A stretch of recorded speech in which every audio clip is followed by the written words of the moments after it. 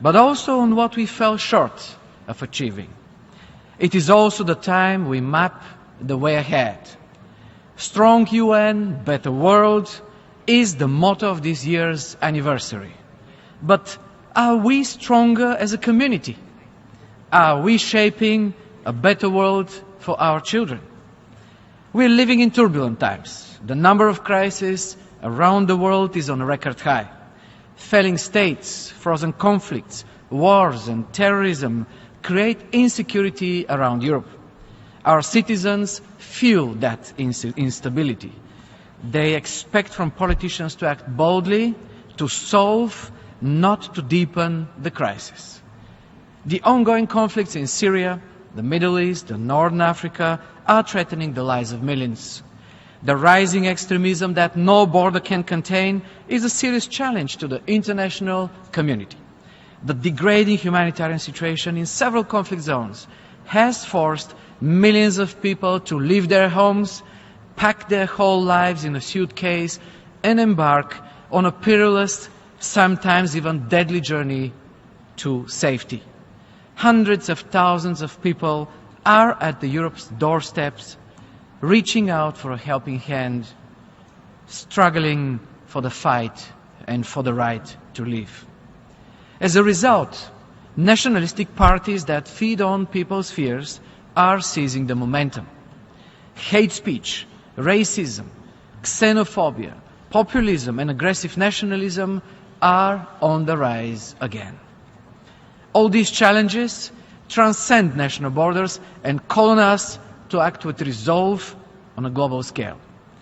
Robert Schuman, the father of the greatest peace project the world has ever seen, the European Union, once wrote, "World peace cannot be safeguarded without making of creative efforts proportionate to the dangers which threaten it." We should not wait for the crisis to appear on our TV screens in order to act. It is a high time we acted together and addressed the causes, not the consequences. Peace is not just the absence of war. Peace is human rights. Peace is the rule of law. Peace is rules that apply to everyone, including global and regional powers. Security, development, human rights and the rule of law are interdependent and mutually reinforcing universal values. They are the pillars of the United Nations. Every crisis can be traced back to its initial phase when someone has violated the law and the human rights. To prevent future crises, a UN early crisis detection system needs to be set up to safeguard the rule of law and human rights. Mr. President, poverty, inequalities and environmental degradation are issues that require our attention. Bulgaria welcomes the adoption of the 2030 Agenda for Sustainable Development and is fully committed to its implementation. For the first time in the history of humankind, people are at the very heart of the development agenda, leaving no one behind. This is a truly transformative agenda that reflects the complexity of the challenges we face today. It takes into consideration the right of everyone to live in dignity and prosperity and ensures equal participation of all sections of society. Climate change is a serious problem. Its impact continues to cause more disparities and conflicts. Climate change negotiations have entered a critical stage. 2015 is a landmark year. We have an opportunity to end the 2 decades of intense climate negotiations and begin a new era through the adoption of a global, legally binding protocol in Paris. My country will contribute to the successful finalization of this process.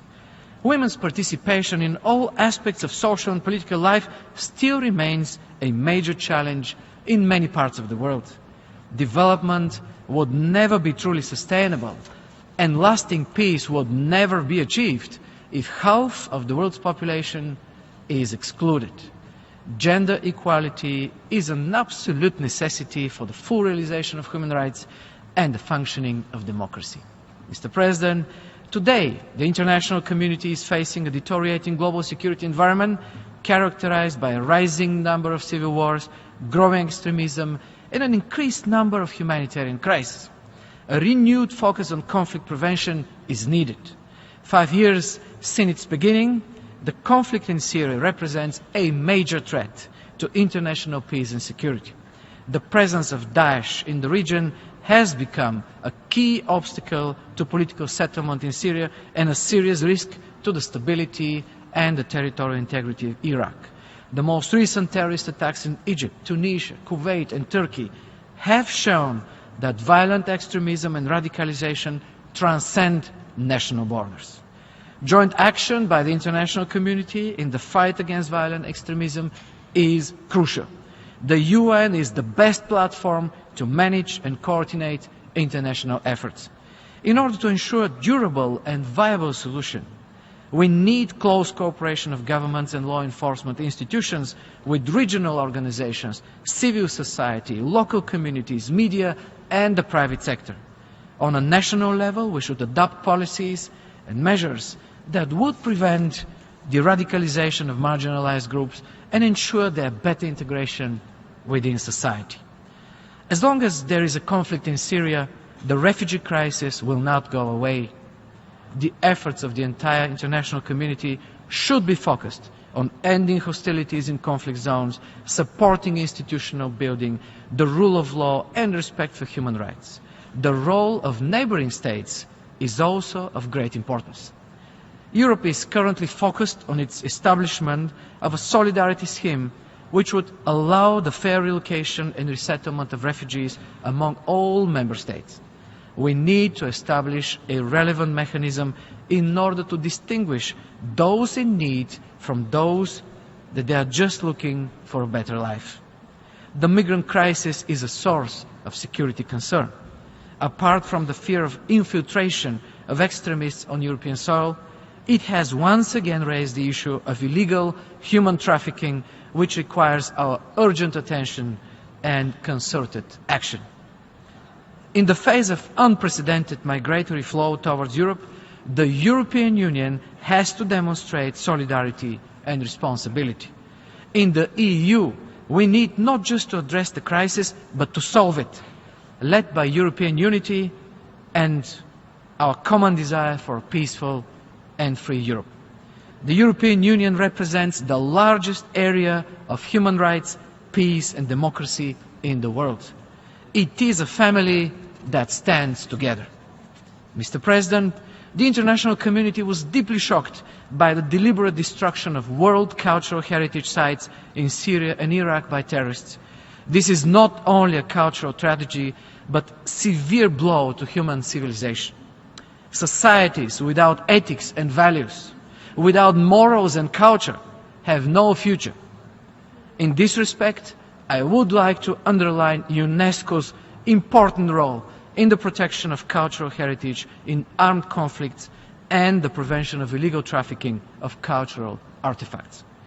There is a clear need to revitalize the Middle East peace process. Bulgaria fully supports the Special Coordinator for the Middle East peace process, Mr. Nikolai Mladenov, in his challenging mission.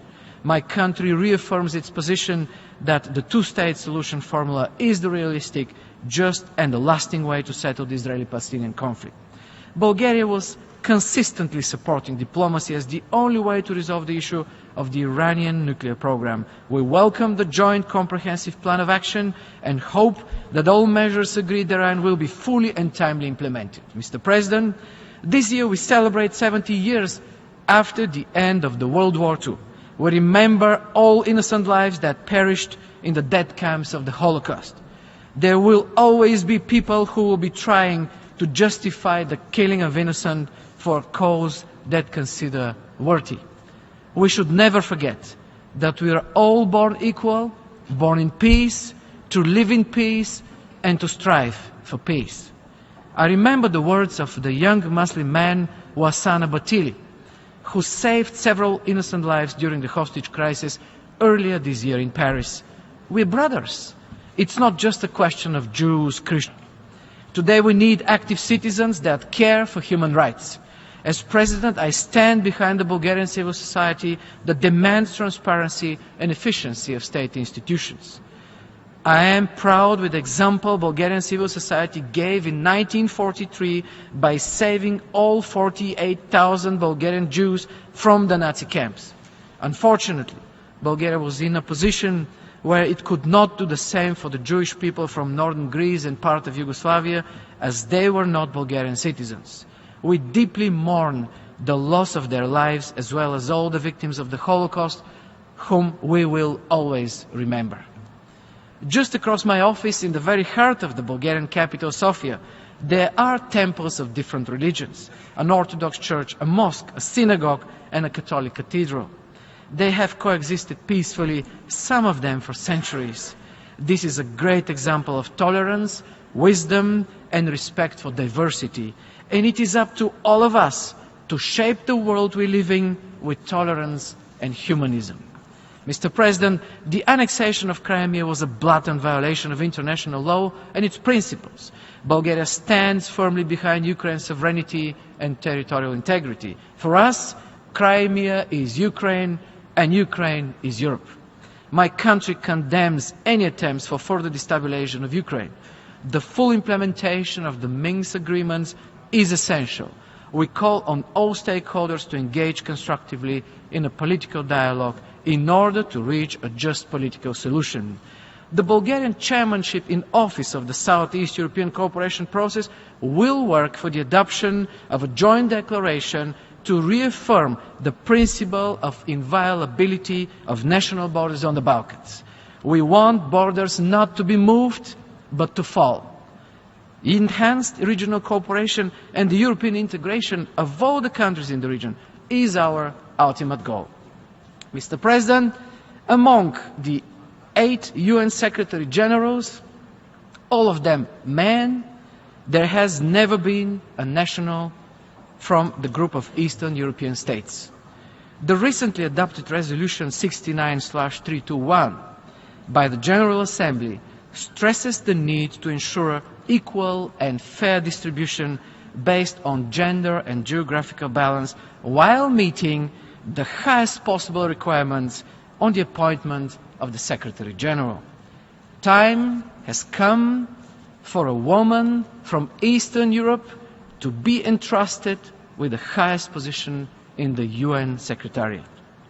Once a joint letter by the Presidents of the General Assembly and the Security Council, as envisaged in the resolution, starts the formal process for soliciting candidates for Secretary General, Bulgaria stands ready to nominate the candidate that will be the best fit for the post. That will be a person of excellence, with extensive experience in international relations, with great interpersonal skills, an efficient manager and communicator, a true leader.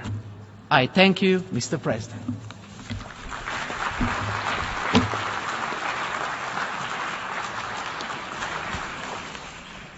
On behalf of the General Assembly, I wish to thank the President of the Republic of Bulgaria for the statement just made. May I request representatives to remain seated while we greet the President.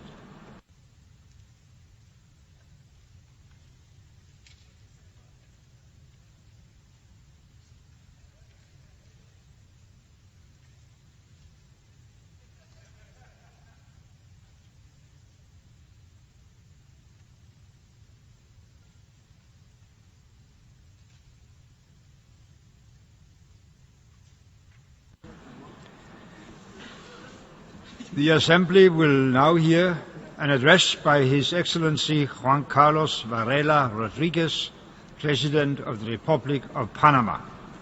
I request protocol to escort His Excellency.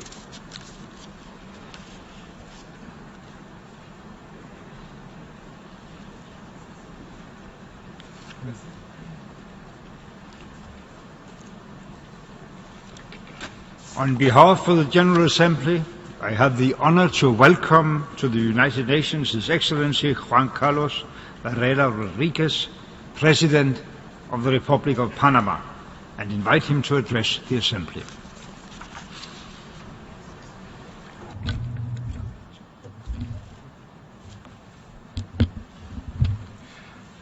Señor presidente, señores jefes de Estado y delegaciones, damas y caballeros, por segundo año consecutivo regreso a esta Asamblea General como presidente de Panamá, en representación de un pueblo pacífico, sano y noble, al cual envío un saludo de este estrado, al igual que al resto de los habitantes del mundo.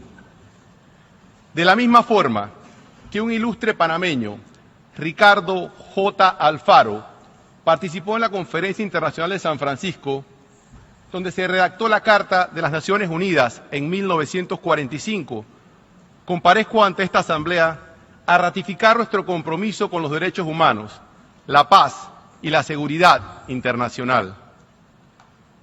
Quiero aprovechar este momento para reconocer los esfuerzos de los miles de hombres y mujeres de esta organización y muy en especial quienes han entregado sus vidas por alcanzar los objetivos de las Naciones Unidas.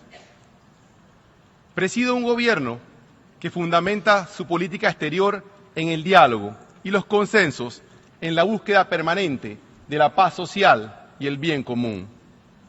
Así, lo demostramos durante la histórica Cumbre de las Américas, celebrada en Panamá en el mes de abril, que sirvió de escenario a un acercamiento importante a América, a cuyos pueblos y gobiernos felicitamos por este importante paso. Esperamos que el proceso de normalización de sus relaciones culmine con la justa finalización del embargo comercial contra Cuba. Mantener el espíritu de hermandad en el continente que se vivió en Panamá durante la Cumbre de las Américas es un gran reto, el cual estamos dispuestos a asumir con mucha determinación. Felicito a los gobiernos de Colombia y Venezuela por los avances alcanzados en la ciudad de Quito a fin de normalizar sus relaciones en aras de garantizar el bienestar de los ciudadanos de ambas naciones y consolidar la unidad como una sola gran familia que somos, dispuesta a superar cualquier diferencia por la vía del diálogo. Deseo también reiterar nuestro apoyo al proceso de paz en Colombia y celebrar los acuerdos alcanzados recientemente. Hacemos un llamado para que con la misma firmeza y determinación que el gobierno de Colombia ha trabajado para alcanzar la paz que todos hemos respaldado, se continúe con el desmantelamiento de las estructuras de producción de drogas que tanta violencia han traído a su país y al resto de los países por los que atraviesan las rutas del narcotráfico hacia los principales mercados de consumo. Para poder garantizar el bienestar y prosperidad de todas las naciones, los conflictos armados y territoriales tienen que acabar. Condenamos el terrorismo de una forma enérgica. No podemos aceptar que en el siglo XXI seres humanos sean quemados vivos o decapitados por su fe. Los países, todos, debemos cerrar filas en pro de la humanidad, promoviendo el diálogo y la tolerancia como único mecanismo para alcanzar la paz. Panamá se mantendrá firme con la convicción que juntos podemos superar estos retos. Hacemos un llamado a las grandes potencias a que de la misma forma como hace más de 70 años se unieron para ponerle fin a la Segunda Guerra Mundial, sigamos trabajando juntos una hoja de ruta para derrotar al terrorismo y permitir que la paz definitiva llegue a todas las naciones. La paz se encuentra en el reconocimiento de las aspiraciones legítimas de los pueblos. En este sentido, y reconociendo la aspiración de la nación palestina de ser Estado, Panamá hace un llamado a que Israel y Palestina encuentren un acuerdo que permita la coexistencia del Estado judío de Israel y el Estado de Palestina. El futuro de la humanidad depende de la capacidad con que cuentan las estructuras de los países para enfrentar los problemas que afectan a sus pueblos y no para enfrentarnos los unos a los otros. El mundo enfrenta dos tipos de guerra: los conflictos armados y la que se libra día a día contra la pobreza, la falta de oportunidades y el crimen organizado que genera inseguridad y violencia en los barrios, haciendo que muchos jóvenes se sientan excluidos y sean presa fácil de las redes del crimen organizado y el terrorismo. Diseñar políticas de Estado que brinden a nuestros jóvenes una mejor educación, más oportunidades, empleos dignos y les permitan crecer en barrios y comunidades seguras con infraestructura pública adecuada es la mejor herramienta para enfrentar estos flagelos. Esta es una tarea que requiere de todos, gobierno, sector privado y sociedad. En la era de las telecomunicaciones y las redes sociales, Panamá reconoce que el intercambio de información de seguridad e inteligencia entre los gobiernos es clave. Ante el desarrollo de la conectividad aérea y marítima, no se puede aplazar más la capacidad de los gobiernos y sus agencias de seguridad de poder diferenciar de un turista o un empresario a viajeros vinculados al crimen organizado. Panamá, consciente de su responsabilidad como país de tránsito, avanza hacia el desarrollo de un centro de seguridad regional para luchar contra la delincuencia en forma más coordinada y apoyar a los países de la región en esta lucha. Nuestro país no escapa de los flujos migratorios irregulares de seres humanos, escapando de la guerra y buscando un mejor futuro. Ratificamos nuestro compromiso con darles un trato digno y asistencia humanitaria, para lo cual estamos tomando las medidas pertinentes y construyendo la infraestructura necesaria en nuestro país. Por Panamá cruzan cientos de migrantes cada mes, incluyendo africanos, latinoamericanos y otras nacionalidades, que dejan a sus familias, a sus hijos, en viajes que toman hasta 2 años. Al preguntarle a uno de ellos, ¿por qué emigras?, me respondió, solo busco un lugar donde exista la paz. Todos tenemos un compromiso con los migrantes y del mismo modo como luchamos juntos contra el ébola y el VIH, SIDA, tenemos que seguir luchando juntos para solucionar los problemas que lleven a nuestros hermanos a emigrar de sus países.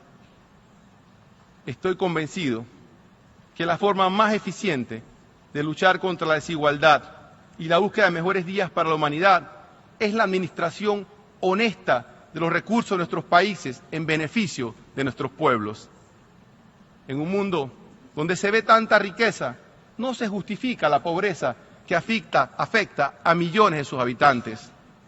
Los jefes de Estado y nuestros colaboradores debemos entender que la política es un servicio a los demás y que somos administradores temporales de bienes que le pertenecen a nuestros pueblos y por los cuales nos corresponderá rendir cuentas. El mundo de hoy, las mujeres son las que más sufren los efectos de la desigualdad, de la pobreza, de la guerra, de los desplazamientos forzosos por los conflictos, de la trata de seres humanos y de la inequidad en materia de oportunidades. Por lo que el rol que los jefes de Estado y las Naciones Unidas estamos llamando a jugar en la defensa y promoción de los derechos y libertades de las mujeres es de suma importancia. Reitero el llamado que hemos hecho durante la reunión de mandatarios sobre género a que destinemos más recursos para enfrentar los femicidios, la trata de personas y todo acto de violencia contra las mujeres. Así como enfrentamos grandes retos, tenemos enormes oportunidades de cambiar el rumbo y asegurar un mejor planeta para las futuras generaciones. De cara a la próxima cumbre sobre el cambio climático, hacemos un llamado a todas las naciones para alcanzar un acuerdo definitivo, universal e incluyente que nos permita abordar de manera conjunta el daño causado a nuestro planeta, el cual se ha visto duramente afectado por nuestras prácticas no sostenibles.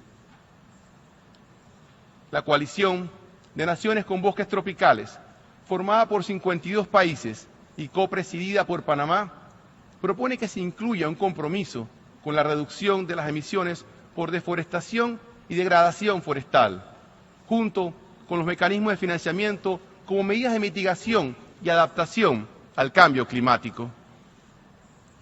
El acceso al agua potable es un derecho de todos y uno de los principales retos de los gobernantes. Proteger nuestras cuencas hidrográficas y océanos, recuperar nuestros bosques, ampliar la producción y distribución de agua potable a toda la población y darle un tratamiento adecuado a los desechos sólidos es una prioridad en nuestra agenda. Que todos nuestros ciudadanos tengan acceso a viviendas dignas y un sistema de transporte público moderno y eficiente es fundamental para mejorar su calidad de vida y, sobre todo, fortalecer su vida familiar. Garantizar el acceso de la población a los sistemas de educación y de salud pública es una obligación de todo Estado. En nuestro país, con una fuerte inversión pública en la construcción, remodelación y equipamiento de escuelas y hospitales, junto con la formación del recurso humano necesario, avanzamos con paso firme a cumplir dicha meta. Nuestra economía sigue creciendo y nuestros planes sociales y de infraestructura pública avanzan. Estas grandes obras de infraestructura, junto a un robusto sistema financiero internacional, permiten el crecimiento de nuestra economía de servicios y la generación de nuevos y mejores empleos para nuestros jóvenes. En el 2016, Panamá culminará la ampliación de nuestro canal, que con la expansión de nuestros puertos y aeropuertos y junto a nuestro sistema financiero constituyen los dos pilares más importantes de nuestra economía de servicios. Proteger ambos sistemas, financiero y logístico, a fin de que solo sean usados para fines legítimos, es nuestra responsabilidad, por lo que hemos fortalecido nuestra cooperación en materia de seguridad e inteligencia con otros gobiernos y aprobado importantes leyes y reformas que blindan nuestro sistema financiero de cualquier mala práctica. De conformidad con las conclusiones alcanzadas en la Conferencia Internacional sobre la Financiación para el Desarrollo, celebrada recientemente en Addis Abeba, me complace anunciar que Panamá se compromete con ampliar su cooperación internacional en materia de transparencia fiscal y avanzar hacia el intercambio automático de información en materia tributaria de forma bilateral, tal y como lo han hecho nuestros principales socios comerciales. Este intercambio tendrá que estar condicionado a que, conforme a la capacidad y circunstancias nacionales y el entorno geopolítico internacional, se respete el derecho de cada país de tomar las medidas que considere necesarias para garantizar que el intercambio automático de información que persigue el bien común no sea mal utilizado para perjudicar la competitividad de unos países en perjuicio de otros. Proponemos que el debate de estos temas se incorpore a la agenda regular de las Naciones Unidas, asegurando que las iniciativas que se presenten sean discutidas por los países en igualdad de condiciones. Nuestra privilegiada posición geográfica contribuye significativamente al desarrollo de nuestra economía y de nuestros ciudadanos, pero también mantenemos una visión global de desarrollo que usamos para cumplir con el lema de nuestro escudo, Pro Mundi, beneficio. Fortalecer el sistema de Naciones Unidas es responsabilidad de todos y necesitamos revisar la estructura de gobierno de las Naciones Unidas, en especial del Consejo de Seguridad, para lograr mayor transparencia y representatividad geográfica. Es por ello que Panamá participa activamente en el proceso actual de reforma del Consejo de Seguridad, buscando acercar posiciones. Como lo hemos hecho desde el nacimiento de esta organización, estamos aquí para ratificar nuestro compromiso de trabajar junto a todos ustedes en la búsqueda del bien común y en la construcción de un mundo mejor. Por eso, desde este mismo estrado, donde el Papa Francisco hizo un llamado a millones de católicos a respaldar las Naciones Unidas en el día de hoy, al celebrarse los 70 años de esta noble organización, como jefe de Estado, ratifico el compromiso de la nación panameña de poner nuestras capacidades al servicio de la comunidad internacional y trabajar de la mano de todos ustedes para dar paso a la llegada de un mundo más justo, más equitativo, donde la paz y el diálogo prevalezcan por siempre. Que Dios los bendiga a todos. Muchas gracias por su atención.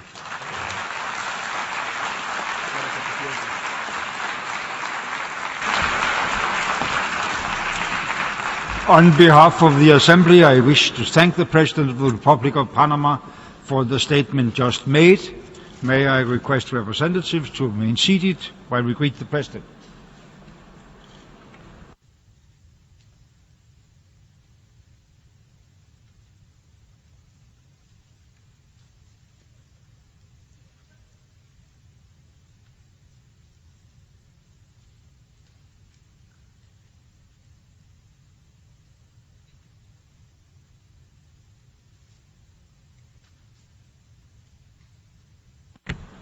The Assembly will now hear an address by His Excellency Maithripala Sirisena, President of the Democratic Socialist Republic of Sri Lanka.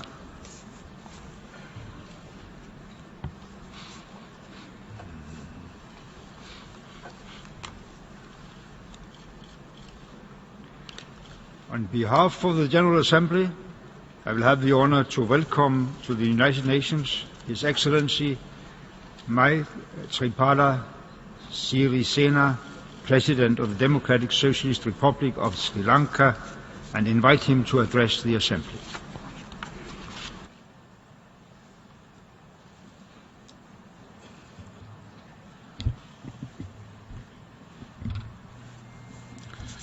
සභාපතිතුමනි, මාලේකම්තුමනි, රාජතාන්ත්‍රිකයිනේ, නොනාවරුනේ මහත්තුරුනේ, එක්සත් ජාතීන්ගේ සංවිධානයේ දීර්ඝකාලීන සමාජිකයෙකු ලෙස ශ්‍රී ලංකා ප්‍රජාතන්ත්‍රවාදී ජනරජයේ අභිනව ජනාධිපතිවරයා ලෙස මහා මණ්ඩලයේ වාර්ෂික සමුළු අමතන්නේ මම ඉතාමත්ම සතුටින්.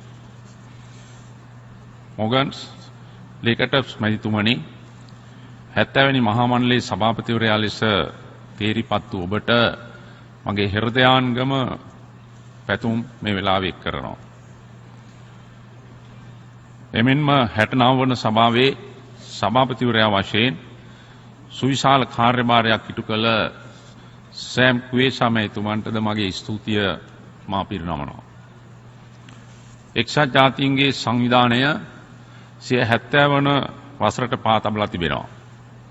එම ගෙවුණු වසර 70ක කාලය තුල ලෝක ජනතාවගේ සාමය, ආරක්ෂාව සහ සංවර්ධනය ඇතුළු අතිශය භාරදූර්ය හා අභියෝගාත්මක ක්‍රියාවලියක එක්සත් ජාතීන් අඛණ්ඩව නිරත වූ බව අවිවාදාත්මකයි.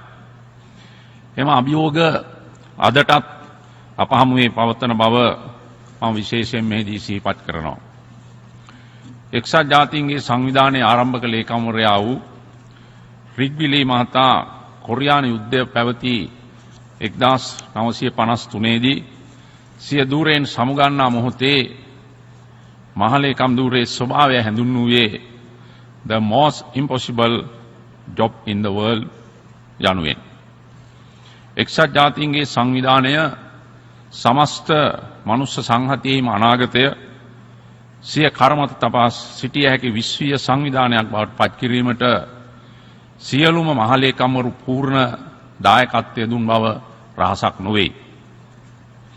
වර්තමාන මහලේකම් ධූරයේ ඔබ වන බෑන් කීමුන් මහතාද එවන් අද්විතීය මෙහෙවරක් ඉටු කළ බව මාගේ විශ්වාසයයි. බෑන් කීමුන් මැතිතුමනි, ඒ වෙනුවෙන් මාගේ සහ මාගේ ආදරණීය ජනතාවගේ උපහාරය ඔබ වෙත පිළිගන්නා ලෙස මා ඉල්ලා සිටිනවා. සභාපතිතුමනි, ශ්‍රී ලංකාව එක්සත් ජාතීන්ගේ සංවිධානයේ සමාජිකත්වය ලබා මෙවන විට වසර 60ක් ගත වී තිබෙනවා. මගේ රට එක්සත් ජාතීන්ගේ සංවිධානය තුල ඊටාම සක්‍රීය සහ වගකීම් සහිත කාර්යභාරයක් ඉටු කරන සමාජික රටක්. ශ්‍රී ලංකාව එක්සත් ජාතීන්ගේ ප්‍රඥප්තිය ඇතුළු සියලු ජාත්‍යන්තර සම්මුතීන් සහ ගිවිසුම් ගරු කරන රාජ්‍යයක්. එක්සත් ජාතීන්ගේ මූලික පරමාර්ථය වන්නේ මානව හිමිකම් පිළිගැනීම, ආරක්ෂා කිරීම සහ ව්‍යාප්ත කිරීමයි. ශ්‍රී ලංකා ජනරජයේම වගකීම් නොපිරිහෙලා ඉටු කර ඇති බව මෙහිලා විශේෂයෙන්ම ප්‍රකාශ කරනවා. ඒ සඳහා නව ක්‍රියාකාරී සැලැස්මක් සහ වැඩපිළිවෙලක් ශ්‍රී ලංකාව තුළ ක්‍රියාත්මක කිරීමට අපේක්ෂා කරන බව මෙහිලා විශේෂයෙන්ම සඳහන් කිරීමට මා කැමැතියි. එක්සත් ජාතීන්ගේ සංවිධානය තුළ ශ්‍රී ලංකාව බහුවිධ කාර්යභාරයක් ඉටු කරනවා. ඒ අතර 1960 දශකයේ ආරම්භ කළ එක්සත් ජාතීන්ගේ සාම සාධක ක්‍රියාවලින් සඳහා අප රටේ දායකත්වයේ අඛණ්ඩව පවතින බව මා මෙහිදී කිව යුතුයි. සාම සාධක ක්‍රියාවලින් සඳහා වන ශ්‍රී ලංකාවේ දායකත්වය තවදුරටත් ඉහළ නැංවීමට අප ඉදිරියේදී කටයුතු කරන බව සඳහන් කිරීමට මා කැමැතියි. සභාපතිතුමනි, 2015 ජනවාරි 8 වෙනි දින ශ්‍රී ලාංකික සමාජය තුළ යුක්තිය, නිදහස සහ සමානාත්මතාවය හා බැඳුණු ප්‍රජාතන්ත්‍රවාදයේ නව යුගයක ආරම්භයක් සනිටු බව ඔබ දන්නා වූ කාරණයක්.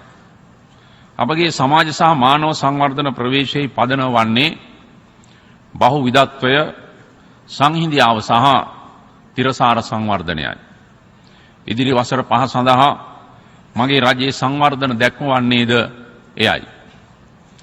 මෙවර සැසිවාරයේ 70 වන වසර සපුරන එක්සත් ජාතීන් සාමය, ආරක්ෂාව සහ මානව හිමිකම් පිළිබඳ ඉදිරි මග යන තේමාව පාඨය මාගේ රජය විසින් ඉදිරිපත් කර ඇති දැක්ම සමග සමපාත වන බව කිව හැකියි.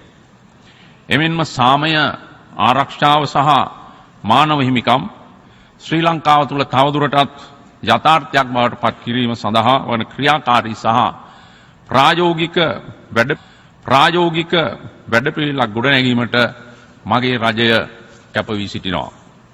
සභාපතිතුමනි, ශ්‍රී ලංකාවේ ජනතාව පසුගිය මාස 8ක කාලය තුල නව ජනාධිපති වර්ණයකට සහ මහ මැතිවරණයකට මුහුණ දී එමගින් නව ජනාධිපතිවරයෙක් සහ නව ආණ්ඩුවක් තෝරාපත් කරගෙන තිබෙනවා. ශ්‍රී ලංකාව තුල පූර්ණ ප්‍රජාතන්ත්‍රවාදය ළඟා කර දීමේ අරමුණින් ආණ්ඩුක්‍රම ව්‍යවස්ථාවට අත්‍යවශ්‍ය සංශෝධන හඳුන්වා දීමට මාගේ පාලනයේ පළමු මාස 6 තුලදීම කටයුතු කළා. ඒ තුල බහුවිධ ප්‍රජාතන්ත්‍රවාදයේ ශක්තිමත් කිරීම සඳහා වන ආයතනික ප්‍රතිසංස්කරණ සිදුකොට යහපාලනය තහවුරු කොට තිබෙනවා. විශේෂයෙන්ම මෙතෙක් ජනාධිපතිවරයා සතු විධායක බලතල බොහොමයක් මගේ මැදිහත් වීම තුළ පාර්ලිමේන්තුවට සහ වෙනත් ස්වාධීන කොමිෂන් සභාව වෙත පැවරීමට මා කටයුතු කළා. පසුගිය අගෝස්තු මාසයේ පැවති මහා මැතිවරණයෙන් පසුව දශක 6ක් පුරා පැවති විසම්මුතිවාදී දේශපාලනය වෙනුවට සම්මුතිවාදී ප්‍රජාතන්ත්‍රවාදයේ මත පිහිටා රටේ ප්‍රධාන පක්ෂ දෙක එක්ව ගොඩනැගූ සම්මුතික රාජ්‍ය පාලනයක් නිර්මාණය කිරීමට මා ක්‍රියා කරනු ලැබුවා. ඒ අනුව මෙතෙන් සිට රටක් ලෙස අපගේ නව ප්‍රවේශය වන්නේ රට තුළ සංහිඳියාව සහ සංවර්ධනය එක්වර සාත්සාත් කර ගැනීමයි. එම ප්‍රවේශය තුළ කටයුතු කිරීමේදී අතීතයේ සමග අවංකව ගනුදෙනු කිරීම සහ නූතන ශ්‍රී ලාංකීය ජාතිය ගොඩනැගීම අපහමු වී ඇති මූලික අවශ්‍යතාවයක්. අතීතයේ සමග ගනුදෙනු කිරීමේදී අප සත්‍ය ගවේෂණය, යුක්තිය ඉටු කිරීම, හානි පූර්ණය සහ එම අතීතයේ වෙත නැවත ගමන් කිරීම වළක්වාලන ක්‍රියාවලියක් මත පිහිටා කටයුතු කරන බව ප්‍රකාශ කළ යුතුයි. 21 වන සියවසේ අභියෝග ජය ගැනීම සඳහා ශ්‍රී ලංකාව සමාජ ආර්ථික සහ දේශපාලන මාවතකට අවතීර්ණ විය යුතුමයි. එහිදී සංහිඳියාව ප්‍රමුඛ සාධකයක්. මෙම නව බලාපොරොත්තු සාර්ථක කර ගැනීම සඳහා අවශ්‍ය ආණ්ඩුක්‍රම ව්‍යවස්ථා සංශෝධන සහ ආයතනික ප්‍රතිසංස්කරණ තවදුරටත් වේගවත් කිරීමට මා නායකත්වයේ දෙන සම්මුතික රජයේ මේ වන විටත් ඉදිරි පියවර ගණනාවක්ම ගෙන තිබෙනවා. සභාපතිතුමනි, ශ්‍රී ලංකාව ගැටුමකට මුහුණ දුන් රටක්. යුද්ධය සමාජයකට විනාශය ළඟා කර දෙන්නේ වුවද ගැටුම තුල මෙන්ම අනතුරු දේ පිළිබඳව උගත හැකි පාඩම් බොහෝයි. සියලු ආකාරයේ යුද ගැටුම් සහ ත්‍රස්තවාදී ක්‍රියා මනුෂ්‍යත්වයට නිගා දෙන ක්‍රියාකාරකම් බව අවිවාදිතයි. එක්සත් ජාතීන්ගේ මානව හිමිකම් ප්‍රඥප්තියේ පූර්විකාව තුළ එවැනි වූ මනුෂ්‍යත්වයට එරෙහි කැරලි හටගන්නා ආකාරය කෙබඳුදැයි ප්‍රකාශ කර තිබේ. ඒ මූල බීජය කෙසේ වුවද මනුෂ්‍යත්වයට එරෙහි මෙවන් ක්‍රූර ක්‍රියාවන් පරාජය කිරීම අද යුගයේ අභියෝගයක්. දුක් ගැනවිල්ලක් විසඳා ගැනීමේ මාර්ගයක් ලෙස ත්‍රස්තවාදයේ භාවිතා කිරීම මෙන්ම එලෙස හටගත් ත්‍රස්තවාදය මුලින් උපා දැමීමේදී ඊට එරෙහිව මැඩ පැවැත්වීමට ගමන් ලබන ක්‍රියාමාර්ගද ප්‍රශ්නකාරී විය හැකියි. ආසියාවේ සිට අප්‍රිකාව හරහා ලතින් ඇමරිකාව දක්වා අප කලාපයේ ගෙර සිල කරමින් පැතිර පවතින ත්‍රස්තවාදයේ නම් දන්වැල එක් ප්‍රබල පුරුකක් ගලවා දැමීමට අප රට සමත් වූවා. අප මැඩ පැවැත්වුවේ ලෝකයේ දරුණුම ත්‍රස්තවාදී ව්‍යාපාරයක්. එය මුලින් උපුටා දැමීමෙන් පසුවද එය අපට බොහෝ අත්දැකීම් එකතු කළා. එම අත්දැකීම් අද දවසේ ත්‍රස්තවාදයෙන් බැටකන සංවර්ධනය වෙමින් පවතින රටවල් සමග බෙදා හදාගත හැකි බව අපගේ විශ්වාසයයි. එම රටවල් සමග අදට වඩා සක්‍රීය සංවාදයක නිරත වීමටත් ඒ වෙනුවෙන් හඬ නැගීමටත් ශ්‍රී ලංකාව සූදානමින් සිටිනවා. සභාපතිතුමනි, මෙවර සැසිවාරයේ තේමාව වෙත එළඹීමට මම මේ අවස්ථාවක් කරගන්නවා. එක්සත් ජාතීන්ගේ සංවිධානය බිහිවන්නේ විශ්වවන සියවසේ ලෝක ජනතාව මුහුණ දුන් මනුෂ්‍යත්වයට නිගාව දෙන මානව ඛේද වාචකයන් නැවත මිහි පිට ඇතිවීම වැළැක්වීමේ අරමුණ පෙරදැරිය බව අපි දන්නවා. මෙවර තේමාව වන්නේ සාමය, ආරක්ෂාව සහ මානව හිමිකම් යන්නයි. එමගින් අප පොළඹ ඇත්තේ ඊට සඳහන් ජාතීන්ගේ ආරම්භක ක්‍රියාවට නන්වා ඒ අරමුණු ක්‍රියාවට නන්වා දශක 7ක් ගත වී ඇති මේ අවස්ථාවේදී ඒ පිළිබඳව පසුවිමරක් කිරීමට දැයි මට සිතෙනවා. ධර්මීය සංවර්ධනය සඳහා ගෝලීය උතුර සහ ගෝලීය දකුණ අතර සිදුවන සංවාදය මෙන්ම දකුණ සහ දකුණ අතර ඇතිවන සංවාදයේද වැදගත් යයි මම විශ්වාස කරනවා. එකී දකුණේ සංවාදයේ පෝෂණය කිරීම සඳහා ගෝලීය දකුණ නියෝජනය කරන අප රටට විශාල දායකත්වයක් දිය හැකියි. ශ්‍රී ලංකාව දකුණු ආසියානු කලාපයේ පැරණිතම නියෝජිත ප්‍රජාතන්ත්‍රවාදයට හිමිකම් කියන රටවල් අතර ඉදිරියෙන් සිටිනවා. පසුගිය වසර 30 පුරා පැවති යුද වාතාවරණයන් තුල පවා එම ප්‍රජාතන්ත්‍රවාදී රාමුව ආරක්ෂා කර ගැනීමට අප රට සමත් වුණා. එම කාල වකවානුව තුළ ඉහළ ආර්ථික වර්ධන වේගයක් පවත්වා ගැනීමට බාධා ඇතිවද අප රට නිදහස ලැබූ දා සිට පවත්වාගෙන සුබ සාධන රාජ්‍ය ප්‍රතිපත්තිය රැක ගැනීමට අපට හැකි වුණා. ඒ වැදගත් අංශ වන නිදහස් අධ්‍යාපනය, නිදහස් සෞඛ්‍ය හා දිලිඳුක මැඩලීම මොහොතකට අත් නොහැර ක්‍රියාත්මක කිරීමට අප කටයුතු කර තිබෙනවා. නිදහසේ පටම බොහෝ සෙයින් සමාජ ප්‍රජාතන්ත්‍රවාදී මාවත ගමන් කළ ශ්‍රී ලංකාව අර්බුද මැද්දේ වුවද මානව සංවර්ධන දශකයන්හි ඉහළ අගයක් අත්කර ගැනීමට සමත්ව සිටිනවා. එම සාර්ථකත්වයේ මගින් එක්සත් ජාතීන්ගේ සහස්‍ර සංවර්ධන ඉලක්කයන් සපුරා ගැනීම වෙනුවෙන් අප කළ කැපකිරීම පිළිබිඹු වෙනවා. සභාපතිතුමනි, කාන්තාවන් සහ තරුණයින් සවිබල ගැනීමේ සංවර්ධනයේ ප්‍රතිඵලයක් විය හැකිය. එසේම එමගින් ළමා ආරක්ෂණයේ තහවුරු විය යුතුයි. තරුණයින්ගේ බලාපොරොත්තු කඩවීම බොහෝ විට ගැටුමකට මුල සපයනවා. එසේ වුවත් තිරසර සංවර්ධනයේ ගාමක බලවේගය වන්නේ තාරුණ්‍යයි. එබැවින් තරුණ පරපුර 21 වන සියවසේ දැනුම් පාදක ලෝකයේ ජයගත හැකි නිපුණතාපූර්ණ බලකායක් බවට පරිවර්තනය කිරීම අපගේ ව්‍යායාමයේ ආරම්භක ලක්ෂ්‍ය විය යුතුයි. ඒ පශ්චාත් 2015 තිරසාර සංවර්ධන න්‍යාය පත්‍රයේ ප්‍රධාන අංගයක්. එලෙසම කාන්තාවන් සලිබා ගන්වන ජාතික වැඩපිළිවෙලක් මගින් සංවර්ධන ක්‍රියාවලිය සඳහා ඔවුන්ගේ දායකත්වය නැංවීමට ක්‍රියා කළ යුතුයි. එසේම ළමා පරපුරෙහි ආරක්ෂාව සහ අයිතිවාසිකම් සුරක්ෂිත කිරීම සඳහා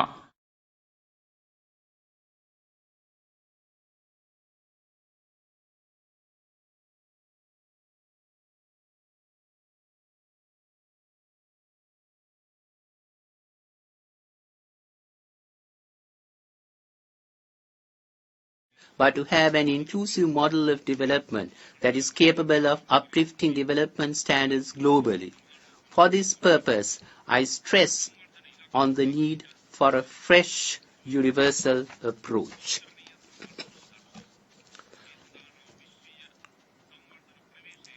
Mr. President,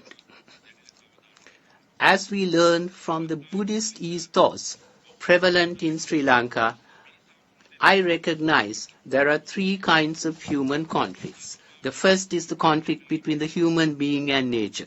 We are constantly engaged in this conflict in order to enjoy material comforts in life.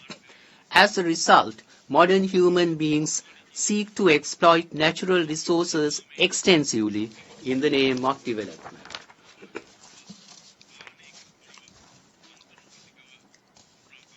The second is the conflict between human and human. Such conflicts occur among individuals, among communities, and among nations. The Universal Declaration of Human Rights affirms that such conflicts occur when human rights are not protected by the rule of law. The third is the conflict within the human being. The two kinds of conflict I mentioned earlier occur when we lose the battle within us as human beings. Therefore, this is the root cause of all conflicts. Mr. President, extremism, overconsumption, arbitrary exploitation of the environment, violation of human rights, vicious disparities in income are all results of our inability to overcome our craving. Among other problems, they cause insecurity, conflict, violation of rights, and exploitation. The edifice of sustainable development should therefore be built upon the foundation of self-discipline and equity. If this could be practiced at a personal, community, national, and global level, it would mark a giant leap forward for humankind. I propose that we as national leaders take cognizance of this self-discipline and equity-based approach when drawing relevant action plans for the future.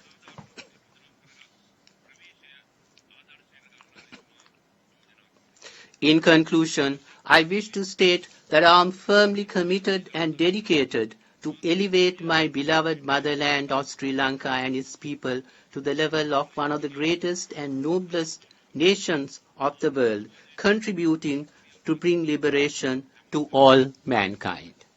May the noble Triple Gem bless you. Thank you.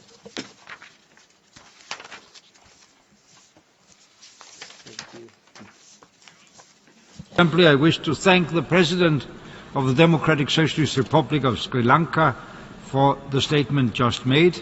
May I request representatives to remain seated while we greet the President.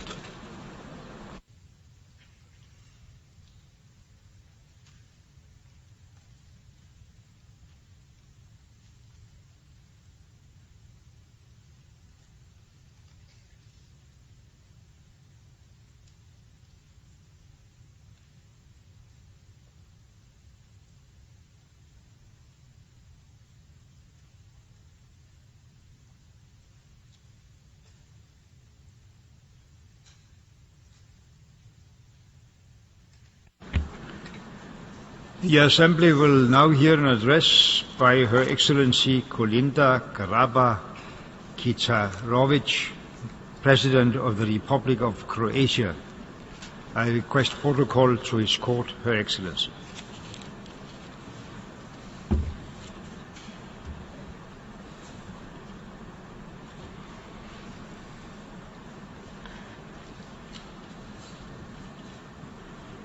On behalf of the General Assembly, I have the honor to welcome to the United Nations Her Excellency Kolinda Grabar-Kitarovic, President of the Republic of Croatia, and invite her to address the Assembly.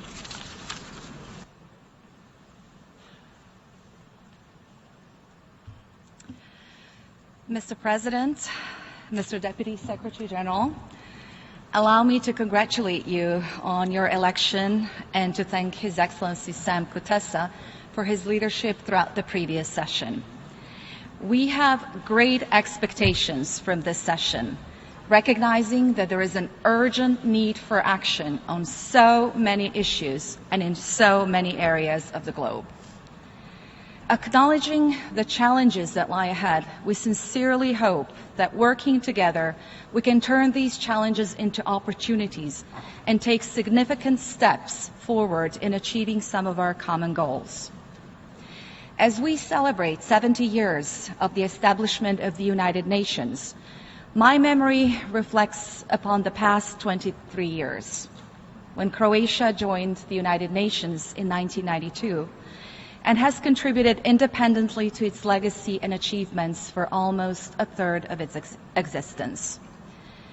Throughout its membership, Croatia has transformed itself from the recipient of UN assistance and an item on the Security Council's agenda to an active member supporting the work of our organization in many fields. Croatia served on the Security Council, held the presidency of ECOSOC, and in the past 20 years has actively and substantively contributed to our common cause, be it in peacekeeping missions, peace-building efforts, arms control, economic and social development, gender equality, promoting strengthening of international legal architecture, or reforming the General Assembly.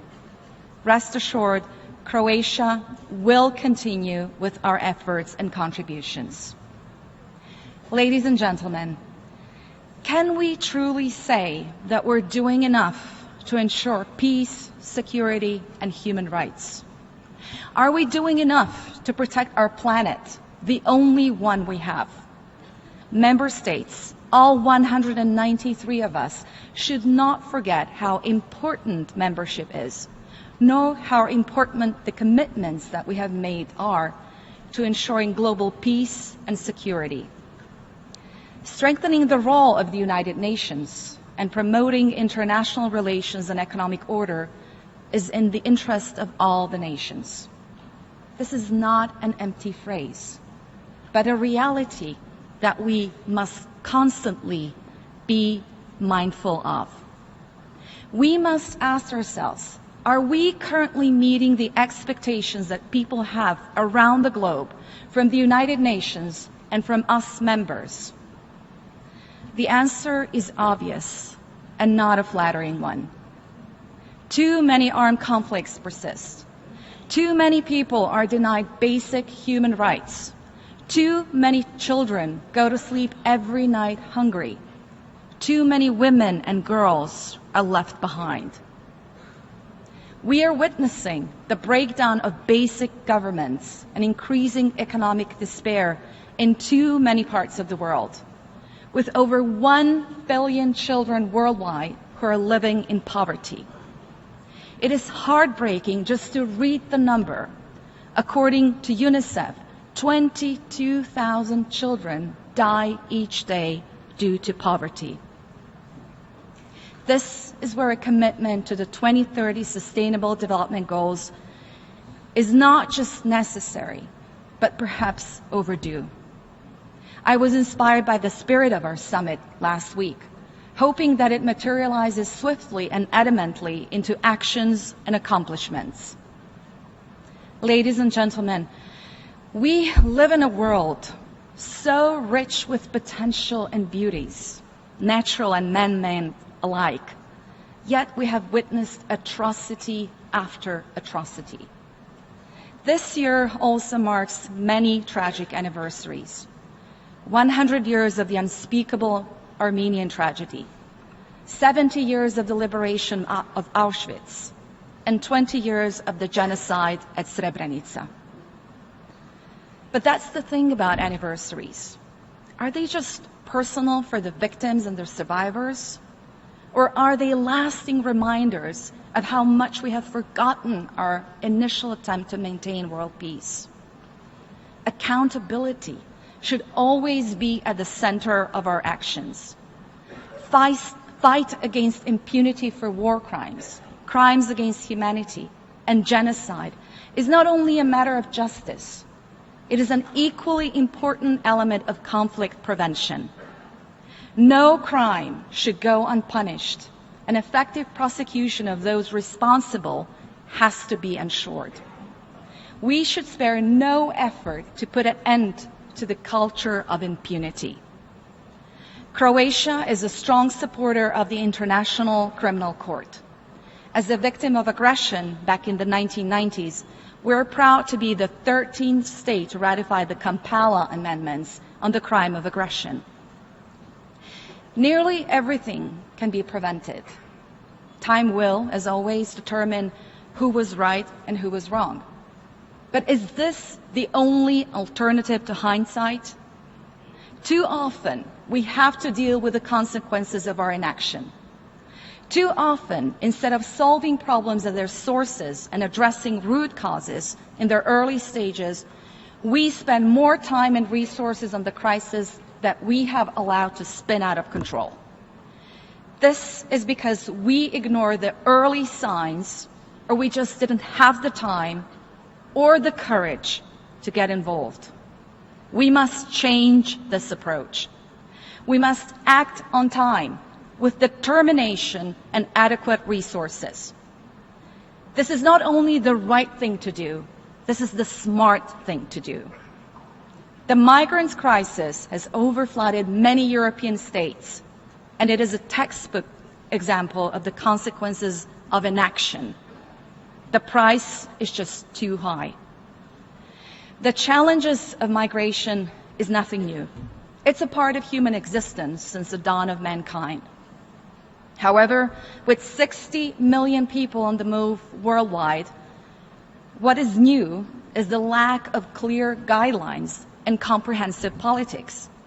We need sound legal, social, economic, humanitarian, and logistical solutions. The current migrant crisis and refugee problem has national, regional, and global aspects. It cannot be addressed, yet alone solved, by one state alone. It is a multi-dimensional problem that requires multilateral solutions in terms of defense against terrorism, preventive diplomacy, and sound development. Whoever wants to avoid this issue or pretend it doesn't exist is just not going able to be to. Since mid-September, with almost 80,000 people entering Croatia, my country has joined the line of EU and neighboring Southeast European countries that has been heavily burdened with this crisis. Croatia has to look at this issue from the perspective of our own country, while keeping in mind historical, current, and future global policy trends. And that is the hardest task, to find that right balance between the national, regional, and global perspective. We must focus on the micro and the macro at the same time, while keeping in mind what is really at stake: human lives and the future of so many individuals and their families. Here, I ask for a consensus within the European Union. Here, I ask for a global response. Here, I ask that we focus on the rule of law and the conventions that we signed at the end of World War II. The solution to the migrant crisis in Europe will have to be addressed at the highest global level in several terms. It is an issue of defense against terrorism, which, together with extremism in all its forms, must be prevented and defeated at its core. But it is also an issue of providing sufficient financial and material aid to refugee camps in Turkey, Jordan, Lebanon, and elsewhere in that part of the world. And equally important, it is an issue of efficiently policing and administering international borders. Last but not least, it is an issue of combating profiteers of human trafficking and eliminating their networks. Ladies and gentlemen, the first thing that always comes to mind is to educate our children, our future generations, to work harder at achieving global citizenship, to build on the UN idea of a global classroom, such as the Global Education Initiative, in which Croatia is proud to be a champion country.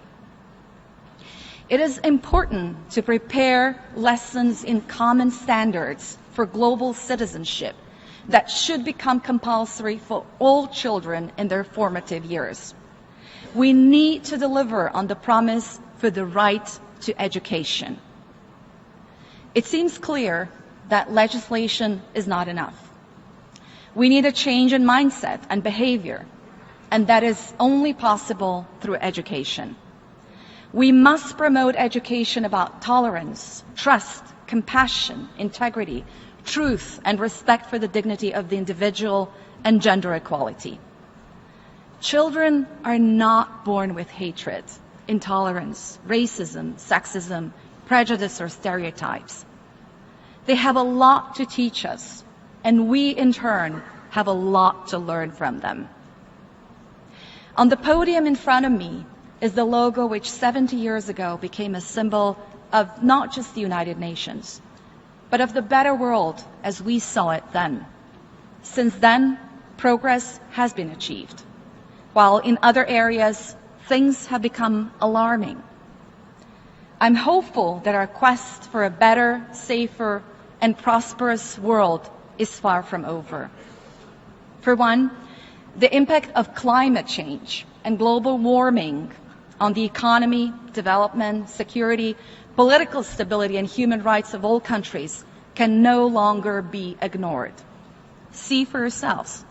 The UN logo shows the world from the perspective of the Arctic. And sadly, last year's winter was one of the warmest ever. As the Adriatic ice melts, as the Arctic ice melts and the oceans thaw, are we capable to fully grasp the impact that this has already left on our planet?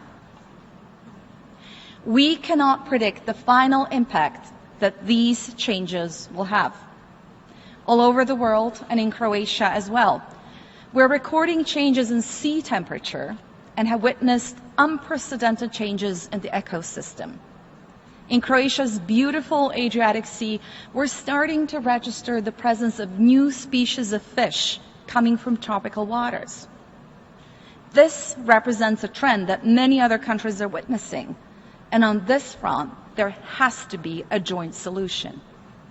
With sea levels rising, many of us, coastal states, will be seriously affected, while some of our fellow members may face even greater impact, detrimental to their mere existence. It is vital that our actions deal with the link between climate change, natural resources, prosperity, and security. We have to fully understand how these interactions affect our future prosperity, stability, and development. In this regard, we must respect how fragile life on this planet is, and that the damage that we have done may not be reversible. Here, too, we must teach ourselves and future generations to change our behavior, to show more respect for our planet.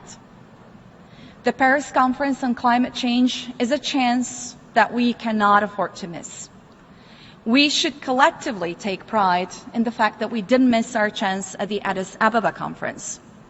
We must remain committed to finding and executing the effective means of implementation for our ambitious 2030 agenda and follow the Addis Ababa Action Agenda to its full extent.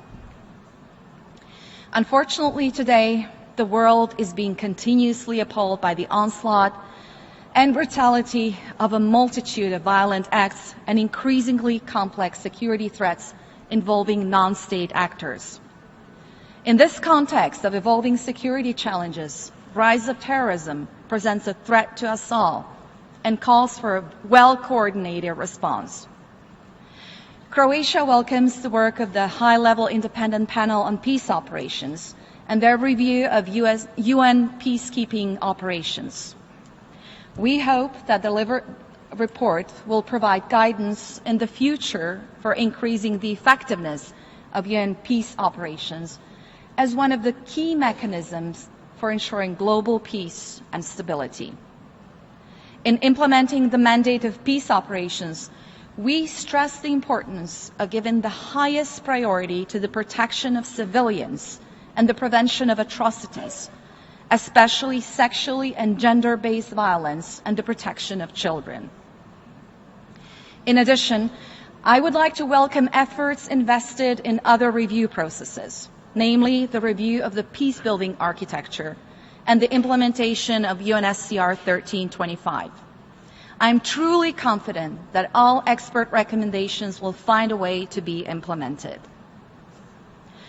We're witnessing a fragile peace and security situation in many parts of the world.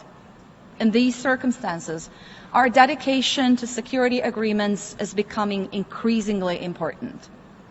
This is why we regret that the review conference on the Non-Nuclear Proliferation Treaty did not produce the much-needed results.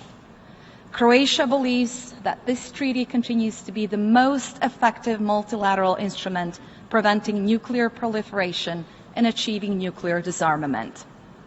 Hence, we should spare no effort in upholding and enhancing the treaty in the future. The uncontrolled spread of conventional weapons represents another significant threat to security and stability. In that respect, Croatia is proud to preside over the first review conference to the Convention on Cluster Munitions, which are among the most insidious types of weapons that continue to be a threat long after the conflict ends.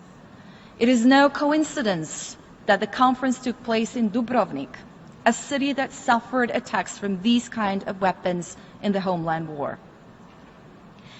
Croatia, as a country with a rich historical heritage, with 7 UNESCO World Heritage Sites, strongly condemns the deliberate destruction of the world's cultural history and urges the UN to appeals to everyone to do more to protect and safeguard heritage in areas where it is threatened by conflicts and extremists.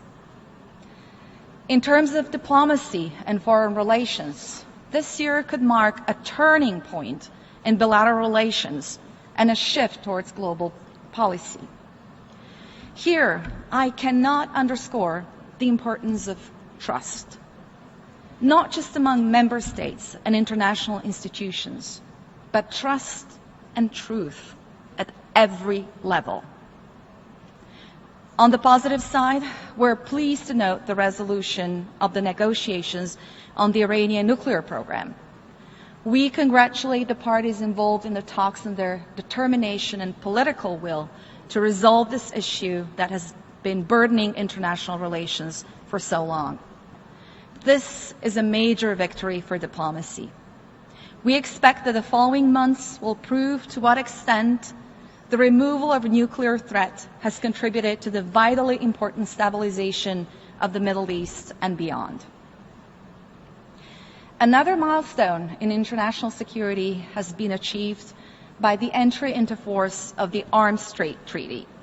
This legally binding instrument establishes, for the first time, minimal standards in the trade of conventional arms on a global level. Croatia is proud to be among the leading countries in ratifying and putting into effect this milestone treaty. Croatia is fully committed to promoting peace and stability globally, but even more so regionally. We host the regionally owned organization Rakvijak, a center for security cooperation. This center has an important mission in fostering dialogue and cooperation on security matters in Southeast Europe, with a focus on harmonizing their norms and standards and thus facilitating their rapprochement to the EU and NATO. The issue of most pressing concern is related to the challenges in Europe and its southern neighborhood. The challenges of the migrant crisis has somehow triggered a connection between geography and people's destinies, and has reminded us of the tragic consequences of the unresolved conflicts.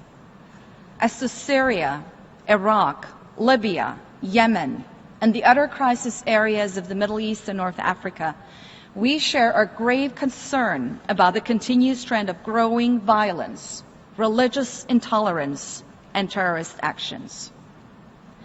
There, we are confronted with unspeakable barbarism and terror, with the most appalling forms of murder, such as beheadings, sexual violence against women and girls, and other most heinous crimes against humanity, culture, religion, dignity, and against, dearest of all, against human life.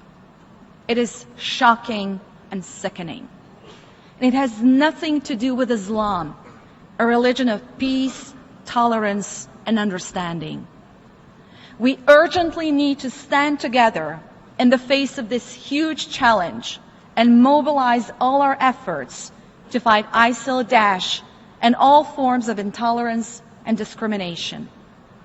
At the same time, we have to bring prospects for a peaceful resolution of these conflicts and pave the way for a better life.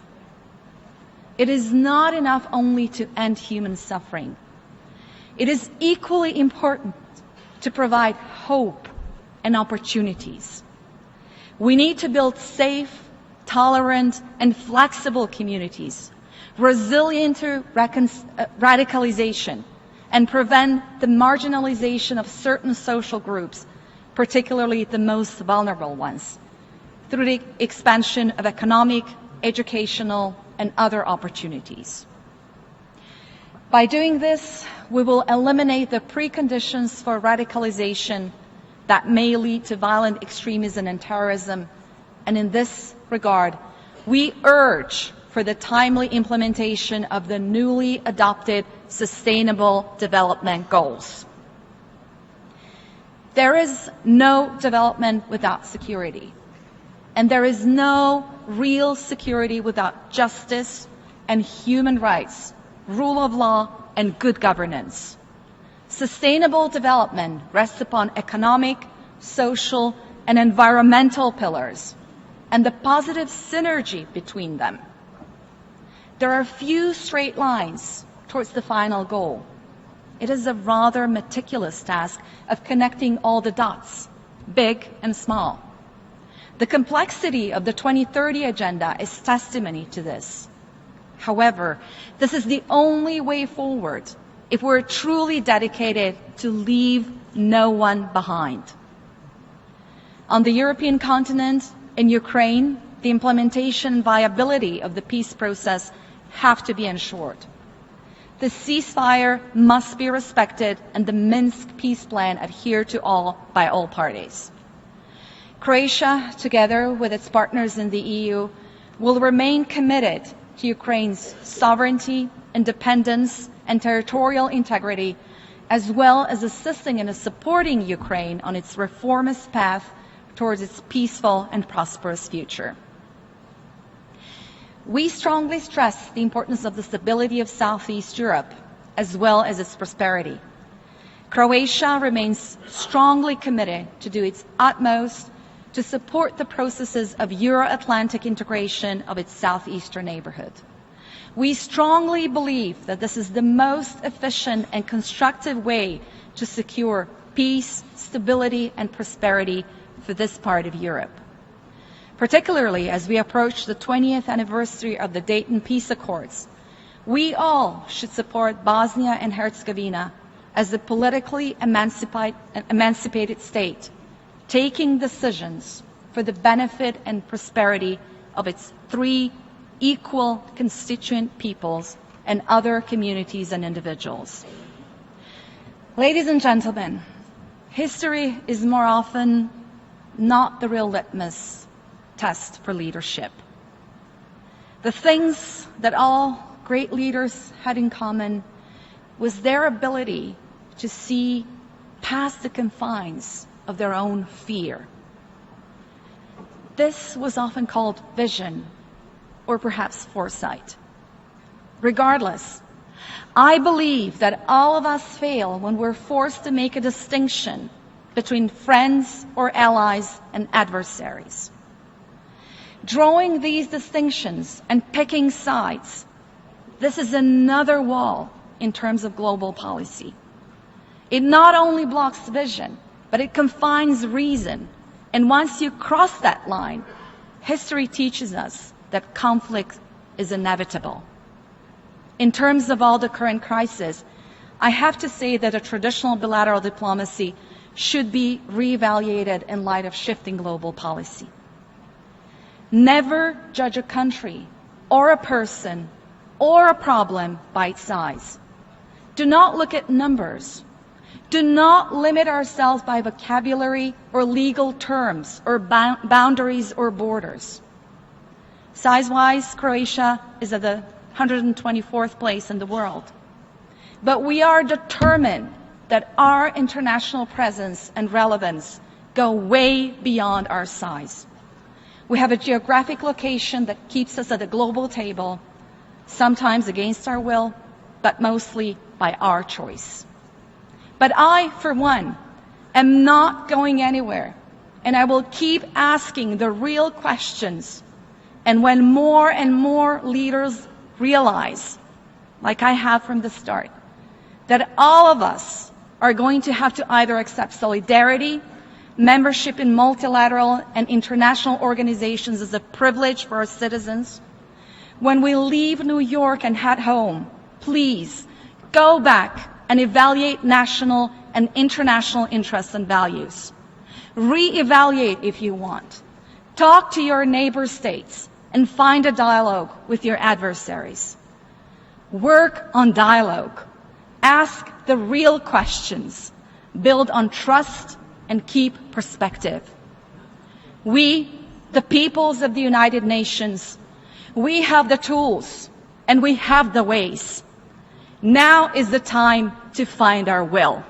Thank you.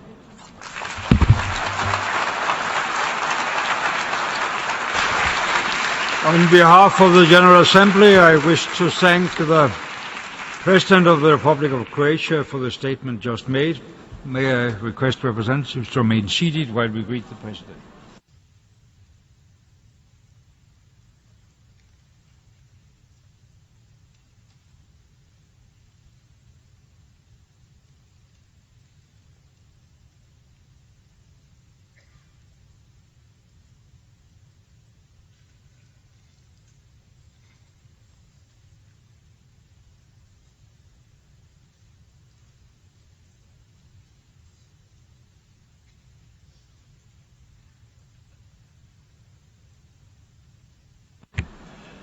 The Assembly will now hear an address by His Excellency Luis Guillermo Solís Rivera, President of the Republic of Costa Rica. I request protocol to escort His Excellency. On behalf of the General Assembly, I have the honor to welcome to the United Nations His Excellency Luis Guillermo Solís Rivera, President of the Republic of Costa Rica, and to invite him to address the Assembly.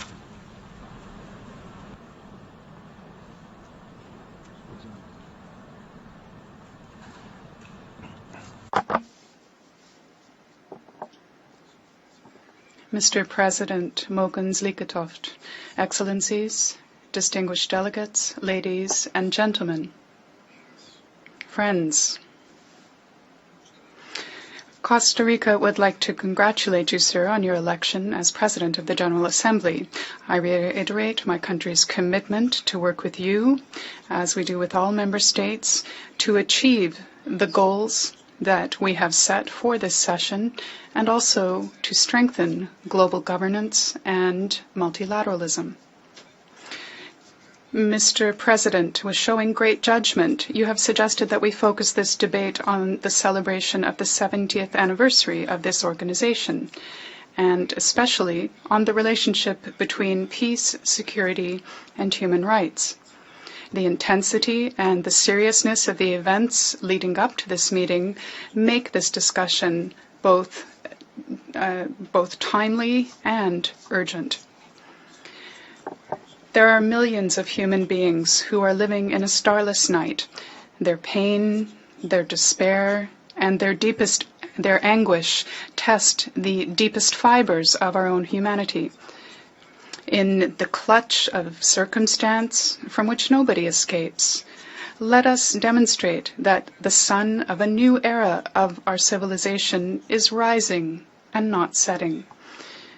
Therefore, instead of simply repeating the same rhetorical exercise, the rhetorical exercise into which we fall every year and every decade, instead of repeating what we all already know, Costa Rica believes that it must be the General Assembly that makes a call to action and translates what has only been words into deeds. There should be consistency between what is said and what is done. We are not prisoners of fate, but rather the shapers of fate. Our actions matter. This must be the General Assembly that triggers the processes we have long awaited. One that leaves behind indifference, one that embraces solidarity with renewed passion and commitment. This must be the General Assembly that shows that although we are a community of nations, we are also much more than the sum of our individual interests. This must be the General Assembly that consolidates the United Nations leadership as a center of global governance. Leadership that an organization that continues to engage in reforms that will make it a more effective, efficient, robust, proactive, and dynamic organization. To that end, let us begin by electing the person who will occupy the position of the Secretary General of this organization in a more democratic manner. Since 1946, the process for selecting the person who will hold the most important position in the international community has been characterized by its opaque nature. Costa Rica is determined to change that. Along with Estonia, my country is leading the efforts of almost 30 states to establish a process that is transparent, democratic, equitable, inclusive, and one that, unlike today, would be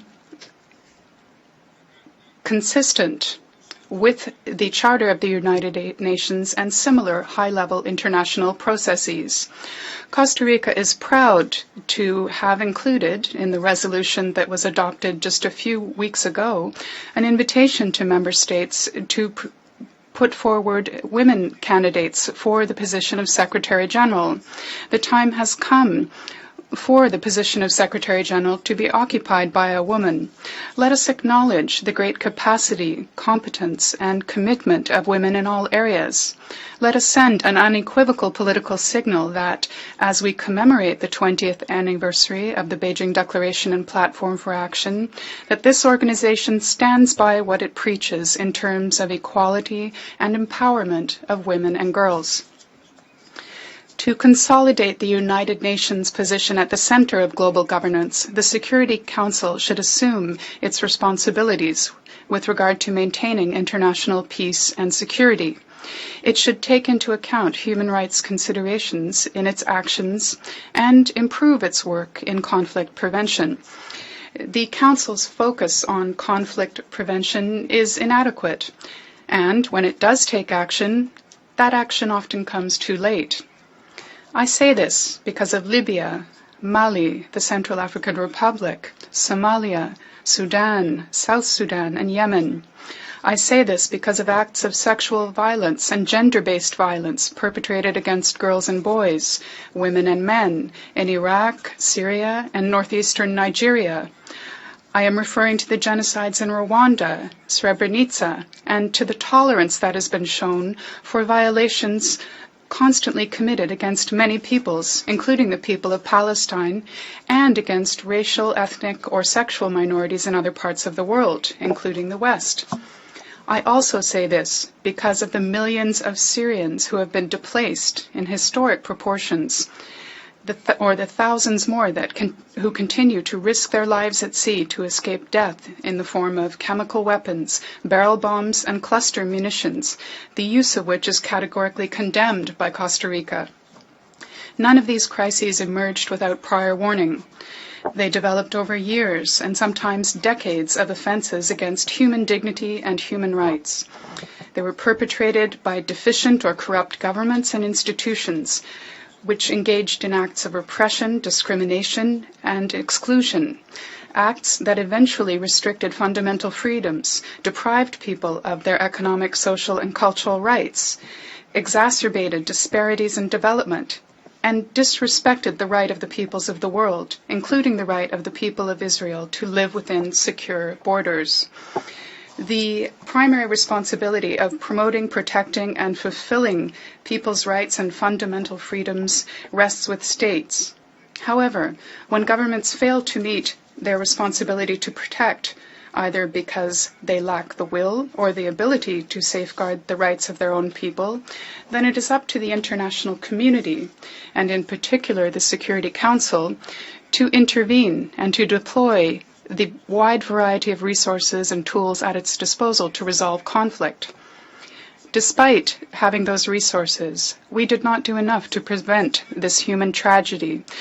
We did not do what was necessary to stop thousands from venturing out into the sea with their own children. For the United Nations to consolidate itself as the center of global governance, respect for and promotion of human rights cannot be subject to manipulation. We must be very cautious of the attempts of some states to manipulate the purposes and principles of the Charter in an effort to prevent the United Nations from tackling the worldwide challenges for which it was conceived to resolve. We must be very cautious of the need to effectively defend the rights of the people. And some try to distort the purposes and principles of the Charter by affirming, for example, that human rights violations are not related in any way to the maintenance of international peace and security, or that sovereignty precludes the commitment of this organization to such issues. Sovereignty, a concept associated with the birth of the nation-state, should no longer be used as an excuse for the international community to sit back and be a silent witness to a bloody theater. The less we consider sovereignty as a wall or as a shield, the more likely we will be able to fulfill our responsibility of protecting the civilian population. In the words of the Secretary General, and I quote, "Early action to prevent conflict and protect human rights helps to strengthen sovereignty rather than challenge or restrict it," close quote. Thus, not a single country may hide behind the wall of sovereignty and silence when serious violations of human rights are perpetrated. No crime against humanity should go unpunished. Therefore, Costa Rica reaffirms its support for the proposal of the Secretary General, known as Rights Up Front, which places human rights issues at the heart of United Nations efforts. It is an attempt to correct the systemic failures of the past, as the initiative recognizes that these violations are indeed early warning signs of coming crises. Because human lives are at stake, Costa Rica supports France's proposal to restrict the veto in the case of mass atrocities. This proposal dates back to our membership in the Small Five, and also dates back to the efforts spearheaded by Liechtenstein in the Accountability, Coherence, and Transparency Group, ACT. That group has made efforts to adopt a code of conduct in order for permanent members of the Security Council to refrain from using the veto in situations of genocide, war crimes, and crimes against humanity, and to demand a political commitment to act promptly and decisively in such situations.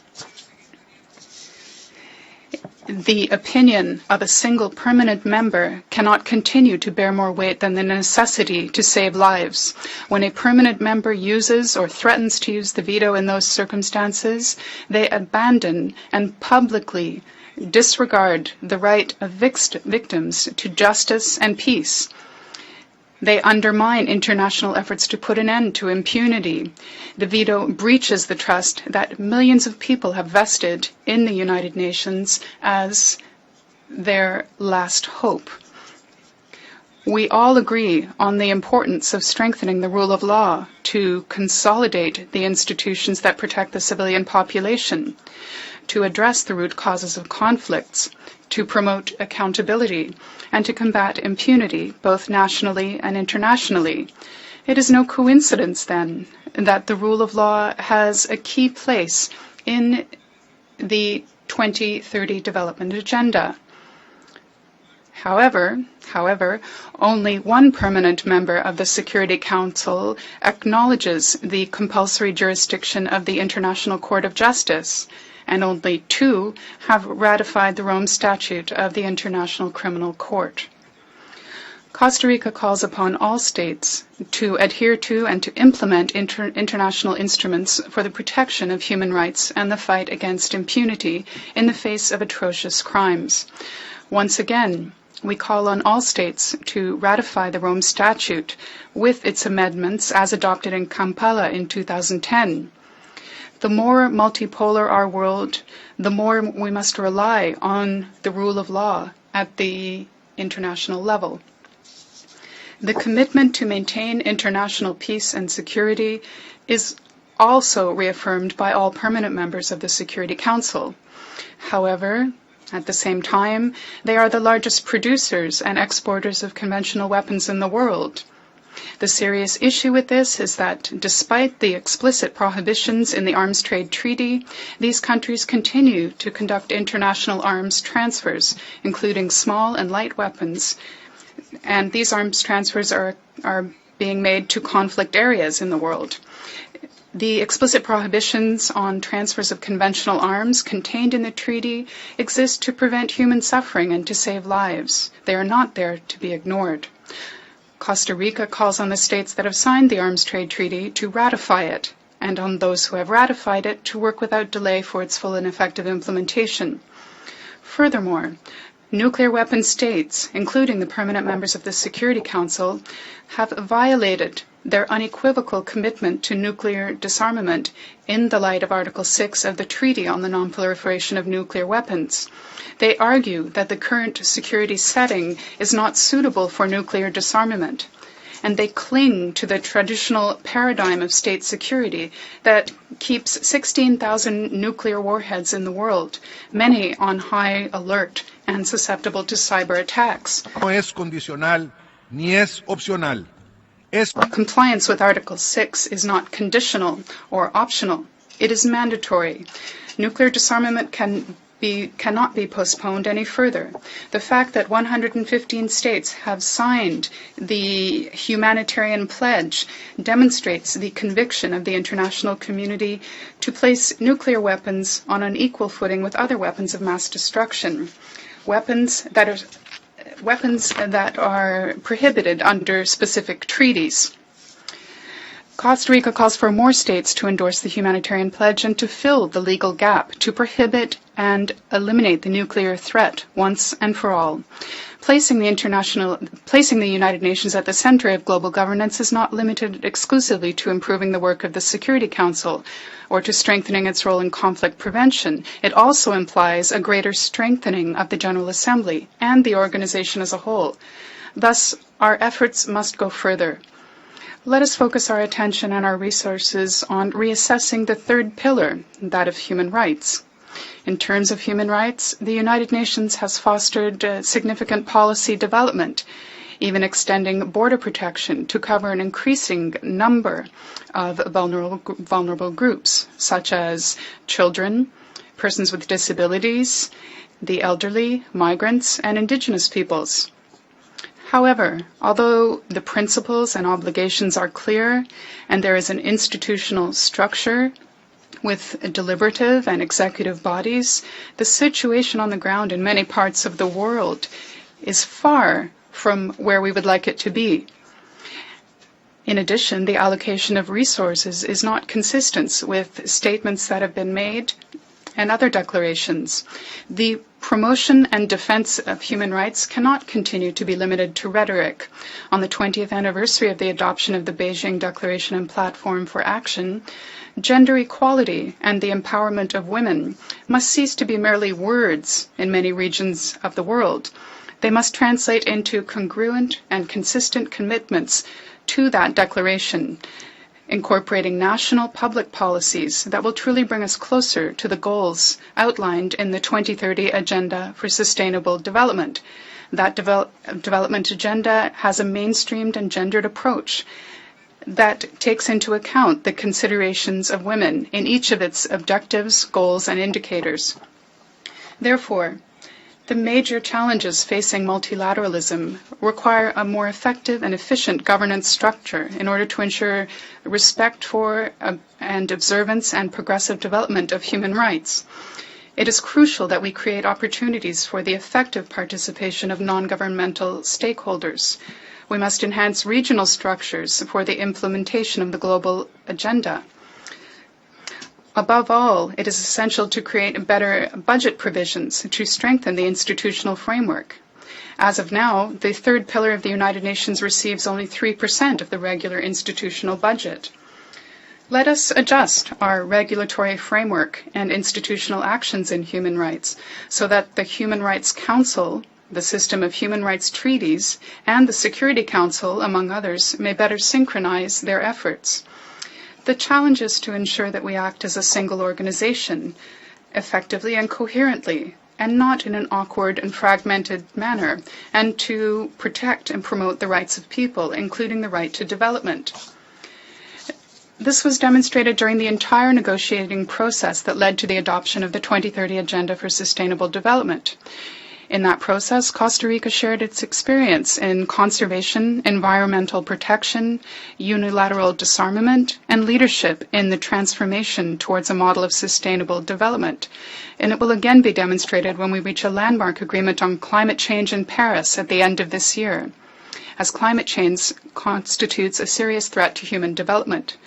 Costa Rica firmly believes that as we look towards Paris, we need a serious, binding, and people-centered commitment that respects human rights and that involves comprehensive climate action, not only by governments, but also by various economic and social sectors. I wish to especially commend the leadership of President François Hollande and the support of President Barack Obama in the process of launching his clean energy plan. We must also take advantage of the opportunities arising from international cooperation, particularly as regards the means of implementation to facilitate the participation of all countries in global efforts, and particularly middle-income countries. Our country has launched the Geneva Pledge for Human Rights and Climate Action. This is a voluntary initiative that is based on the acknowledgement of the relationship between the enjoyment of human rights on one hand and the impact and consequences of climate change on the other. Costa Rica calls upon all states to adhere to the Geneva Pledge for Human Rights and Climate Action.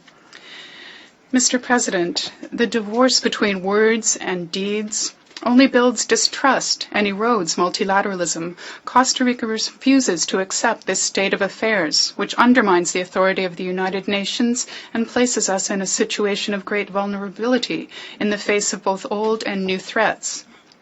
It makes this much-needed organization lose legitimacy among its member states and the international community as a whole. For those reasons, this must be the General Assembly in which we claim that we, the peoples of the world, desire and are able to live in peace, freedom, equality, justice, democracy, and with opportunities to create, to believe, and to grow.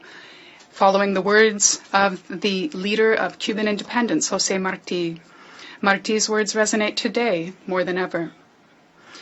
Mr. President, terrorism, organized crime, drug trafficking, and worldwide pandemics are proof that threats to a nation's security are no longer limited to traditional borders.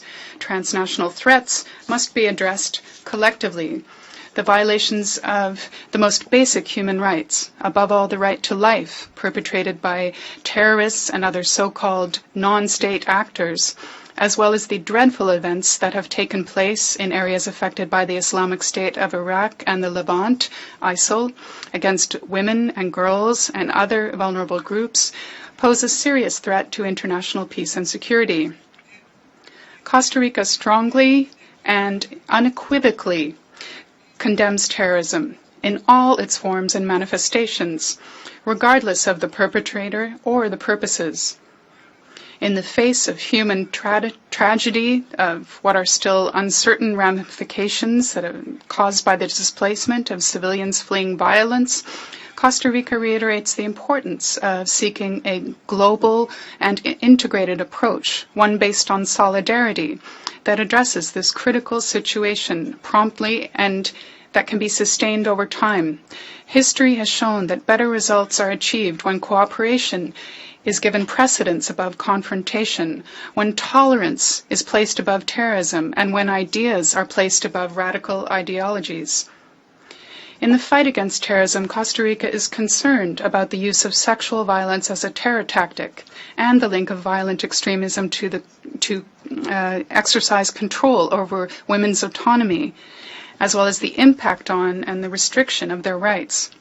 We are distressed by the growing use of armed drones outside of conflict zones and the reinterpretation by several governments of human rights and humanitarian principles. For my country, it is urgent that we take action to better understand these matters and to address all of their implications. It is here at the United Nations, through the existing disarmament bodies, where we must begin to adopt measures to increase transparency and ensure accountability in their use. Mr. President, in commemoration of the 70th anniversary of this organization, let us make the United Nations a more robust, dynamic, and energetic organization, which, rather than debating abstract concepts, seeks to find practical and specific solutions. Let us start by electing the first woman as Secretary General and by ensuring that this is an inclusive, transparent, and equitable process that will allow us to have a visionary, independent, and strong leader who will be the first to react, direct, and act on the most pressing of challenges and crises facing humanity. Let us urge the permanent members of the Security Council to provide coherence and consistency in rule of law and international law, arms control, and nuclear disarmament. To give just a few examples, the Security Council is an integral component of global governance, and its legitimacy depends on the consistency of its actions. Let us all work on strengthening the General Assembly and its bodies to increase the efficiency and effectiveness of the entire organization. Let us protect innocent civilians who are deliberately targeted and who are victims of unspeakable crimes of sexual violence, victims of attacks with chemical weapons, cluster munitions, armed drones, and barrel bombs. Sovereignty does not protect and cannot allow the protection of governments that commit atrocities against their own people. Let us put an end to impunity and support efforts to engage and adopt a code of conduct that prevents the use of the veto in cases of genocide, war crimes, and crimes against humanity. Let us fight together against terrorism, which is spreading like wildfire and which increasingly threatens international peace and security, human rights, and sustainable development. And let us do so while we strictly observe international law, including human rights standards, international humanitarian law, and international refugee law. A self-serving reinterpretation of these standards is a danger that cannot be overstated, especially when it is wrongly used to justify unilateral solutions. Action must always be taken multilaterally. Let us work tirelessly, without any excuses, in favor of a culture of peace. As host to the University for Peace on its 35th anniversary, Costa Rica calls upon all states to support it and provide it with the necessary resources to fulfill its important duty of educating the leaders that our world needs in the prevention and resolution of conflicts and in the promotion of long-lasting peace. In commemoration of the 70th anniversary, let us remember the importance of keeping our doors open to new realities, to civil society, to non-governmental organizations, and to women. Our doors should be open to youth, who we should engage to promote reconciliation and sustainable peace. Doors should be open to suggestions of groups such as the elders. They should be open to collaboration among the United Nations agencies, for what is necessary is to provide holistic responses to the challenges we face. Our doors should be open to regional and sub-regional organizations that also play a crucial role in conflict prevention and management. And our doors should be open to all people and individuals, to their ideas, their dreams, and aspirations, open to change and prepared to act. Costa Rican poet Jorge de Bravo once said that humankind has ascended through the ages up an endless ramp of progress. It would appear that sometimes we have regressed, yet we have only stopped to affirm ourselves. 70 years on the scale of history is just a sigh in the wind. However, measured instead by lives saved, agreements reached, and progress made in finding common solutions to the world's deepest and most serious crises, the passage of these 70 years begins to feel monumental. It is extraordinary what we can accomplish when we stand together and act in a united manner. My closing words today are optimistic ones, and in that regard, I would echo Master Poet de Bravo, who said, and I quote, "The world is moving towards an era of love and brotherhood. Misery shall disappear from the face of the earth. Equal rights and opportunities shall prevail, despite those who struggle to enslave others. Come join me in the fight, brothers, for what must come." The world is moving towards an era of love and brotherhood. Misery shall disappear from the face of the earth. Equal rights and opportunities shall prevail, despite those who struggle to enslave others. Come join me in the fight, brothers, for what must come will come sooner if our arms are pushing the mills of history. Thank you very much. Thank you very much.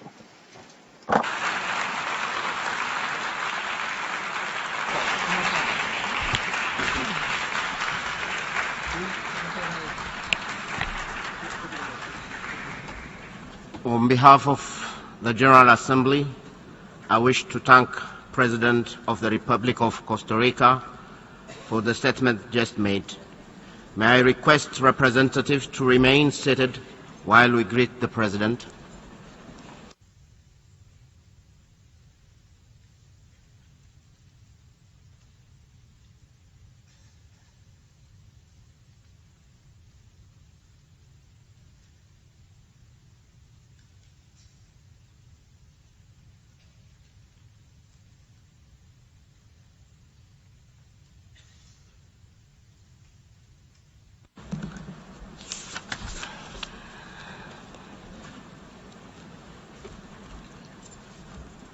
The Assembly will hear an address by His Excellency John Dramani Mahama, President of the Republic of Ghana.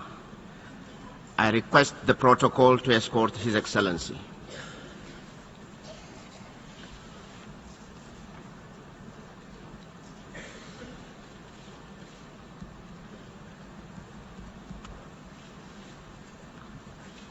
On behalf of the General Assembly, I have the honor to welcome to the United Nations His Excellency John Dramani Mahama, President of the Republic of Ghana, and to invite him to address the Assembly.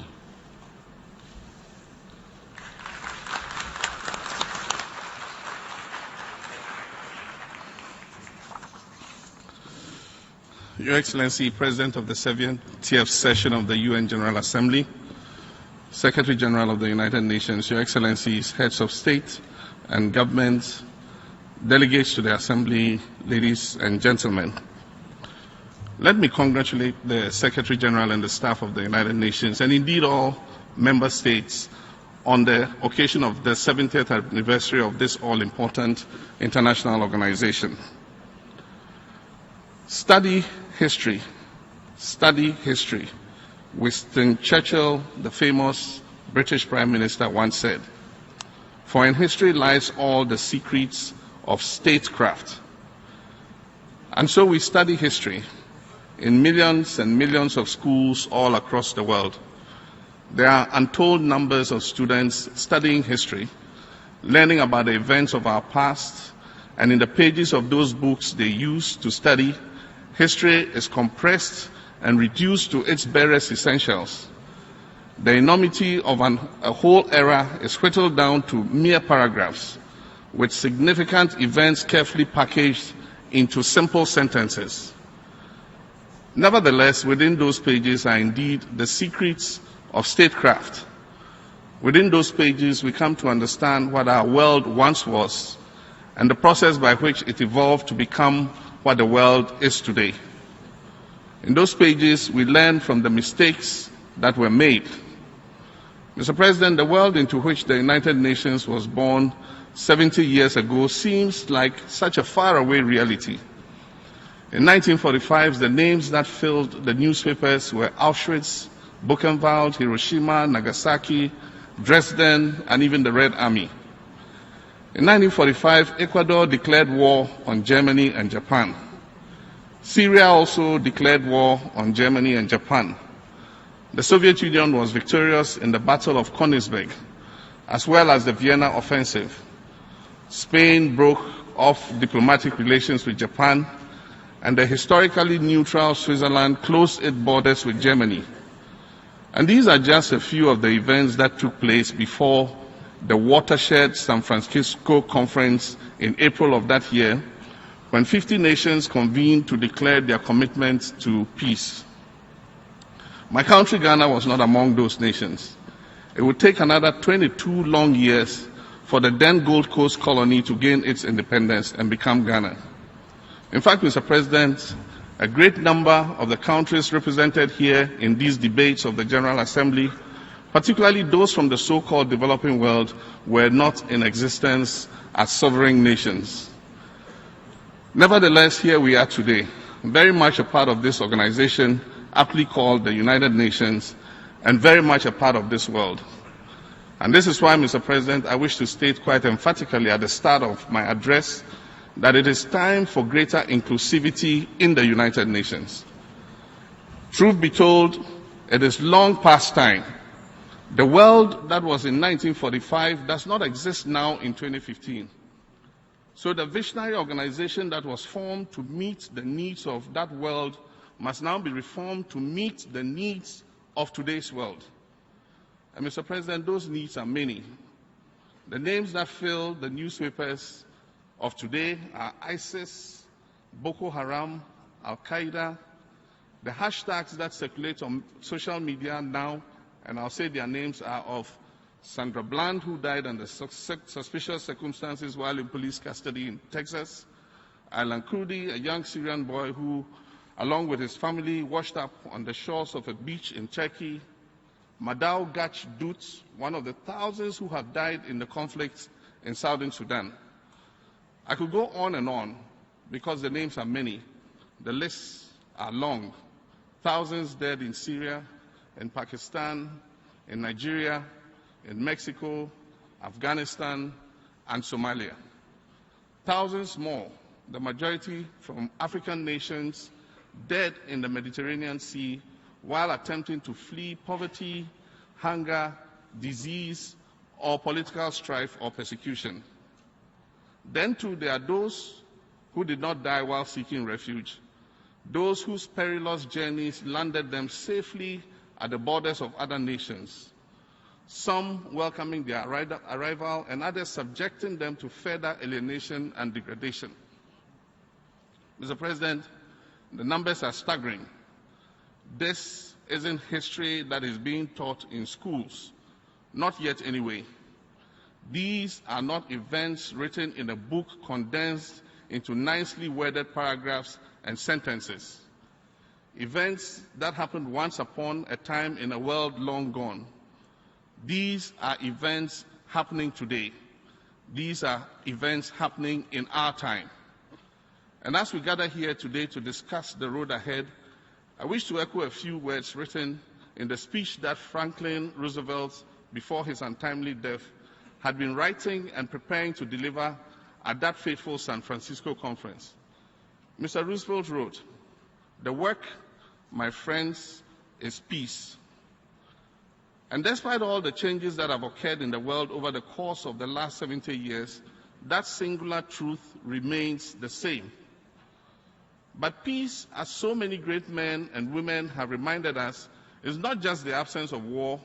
Peace is also the presence of dignity in one's life. It is the achievement of equality in one's endeavors, and it is the respect of one's humanity and attendant rights. If we are to discuss the road ahead, we must do so with a new language, with ideas and solutions that do not exist only in the annals of history.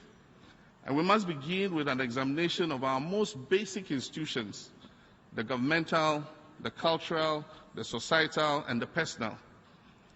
Some of the very institutions that were set in place to promote and protect and promote peace are the very ones violating their mandates and engendering fear in the public. When one race of citizens feel as though their lives don't matter, when refugees successfully escape the horrors of war only to be further brutalized on foreign soil, when the already traumatized victims of conflict are violated by international peacekeepers who were sent there to ensure their safety and well-being, then we as leaders, we as a world community must stop being silent and start taking action. We must create change, because fear serves as fuel for disillusionment and apathy, for hatred and xenophobia, all of which are the seeds, if which are allowed to root, will ultimately grow and bear the rotten fruit of war. What we learned 70 years ago with the formation of the United Nations is that we must each be our brother's keeper. We must allow ourselves as people, and even more so as nations, to belong to one another. In Ghana, we are also reviewing our rules of engagement to create a balance between the maintenance of law and order and the basic rights of our people to free speech and free expression. Mr. President, since the beginning of time, cultural and societal traditions have been used as markers of identity. Kente cloth is as defining to Ghana as kimonos are to Japan, and as quinceañeras are to Latin America, or as bar mitzvahs are to Judaism. Yet some practices and beliefs, though considered traditional, have no place in our world today, and they should not be permitted a place in the world that we are planning for the future. Among those traditions are the ones that refuse individuals, particularly women and children, their basic rights and force them into situations that relegate them to a life of vulnerability, to poverty, to disease, and other unbearable hardships. Most of the world's poorest people are women. Currently, we create programs and policies to address this imbalance, yet regardless of how successful they may be, they are not permanent solutions. They do not solve the ultimate problem, which is the vast inequality that exists between men and women that so many traditions have inculcated over the years. In Ghana, through the Livelihood Empowerment Against Poverty program, we have provided cash grants to a total of 77,000 households throughout our nation. The program, which is aimed at poverty alleviation, also entitles its recipients to provision of free health care through the National Health Insurance Scheme. In order to address the issue of child mortality and malnutrition, preparatory work is underway to earmark disbursements for pregnant women and mothers of children under the age of 1. It is not a secret that when it comes to gender equality, education is the key to change. It is a problem that must be addressed at its root. We speak often of ability and access. Those are honorable concepts. But the actuality is that being able to get an education and having access to an education is not the same as getting an education. In Ghana, we've made tremendous progress in achieving the Millennium Development Goal target on universal basic education. We instituted the Girl Child program, which encourages parents to send girls to school, and at the primary level, we have achieved gender parity between boys and girls. But what happens beyond the basic level is another matter altogether. Young girls are often taken out of school and married off. Africa has the highest rates of child marriage in the world, following only Asia. It was the intention of the United Nations 1964 Convention on Consent to Marriage and Minimum Age for Marriage and Registration of Marriages to abolish the practice of child marriage. And yet still in West Africa, 2 out of 5 girls will be married off before the age of 18. These young girls are faced with increased maternal mortality rates and increased STD rates. They are subject to the sort of poverty that is nearly insurmountable. However, research shows that 64% fewer girls will become child brides if they were allowed to complete secondary school. Recognizing the significant difference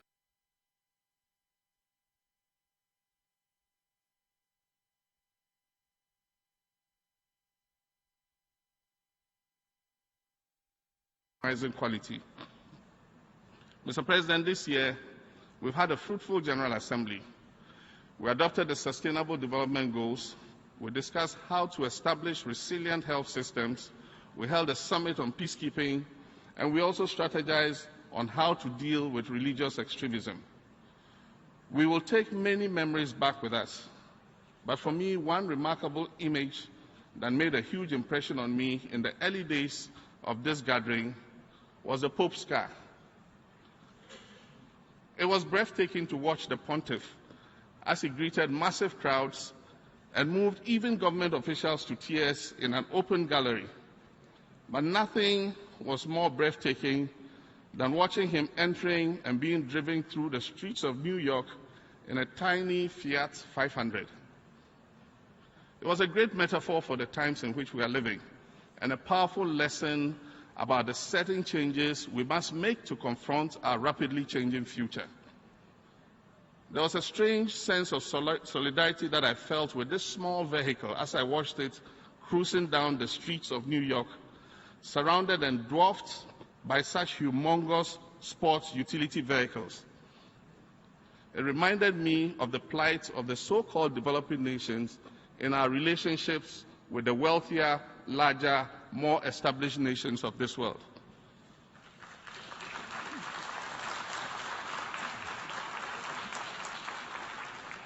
There is a sense of being protected, yet also of being overpowered, of being guided, and yet also of being intimidated to stay the course that they are navigating. More than any of that, though, what struck me was the modernity of the moment. The survival of our planet depends on us coming to terms with such modernity. It requires us to redefine our relationship with nature and to realize that we're just one part of a larger ecosystem. We must finally realize that it is we who are dependent upon nature and not the other way around. In recent years, signs of emergence in Africa has generated great hope and very high expectations. Many African nations have embraced democracy, and free and fair elections have become a regular occurrence on the continent's calendar. Several African nations are seeing an acceleration in economic growth, and a more than reasonable measure of success is being achieved in reducing hunger and poverty on the continent.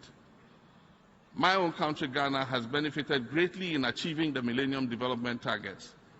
Ghana is considered one of the bright lights of Africa, a place that was once derisively referred to as the Dark Continent.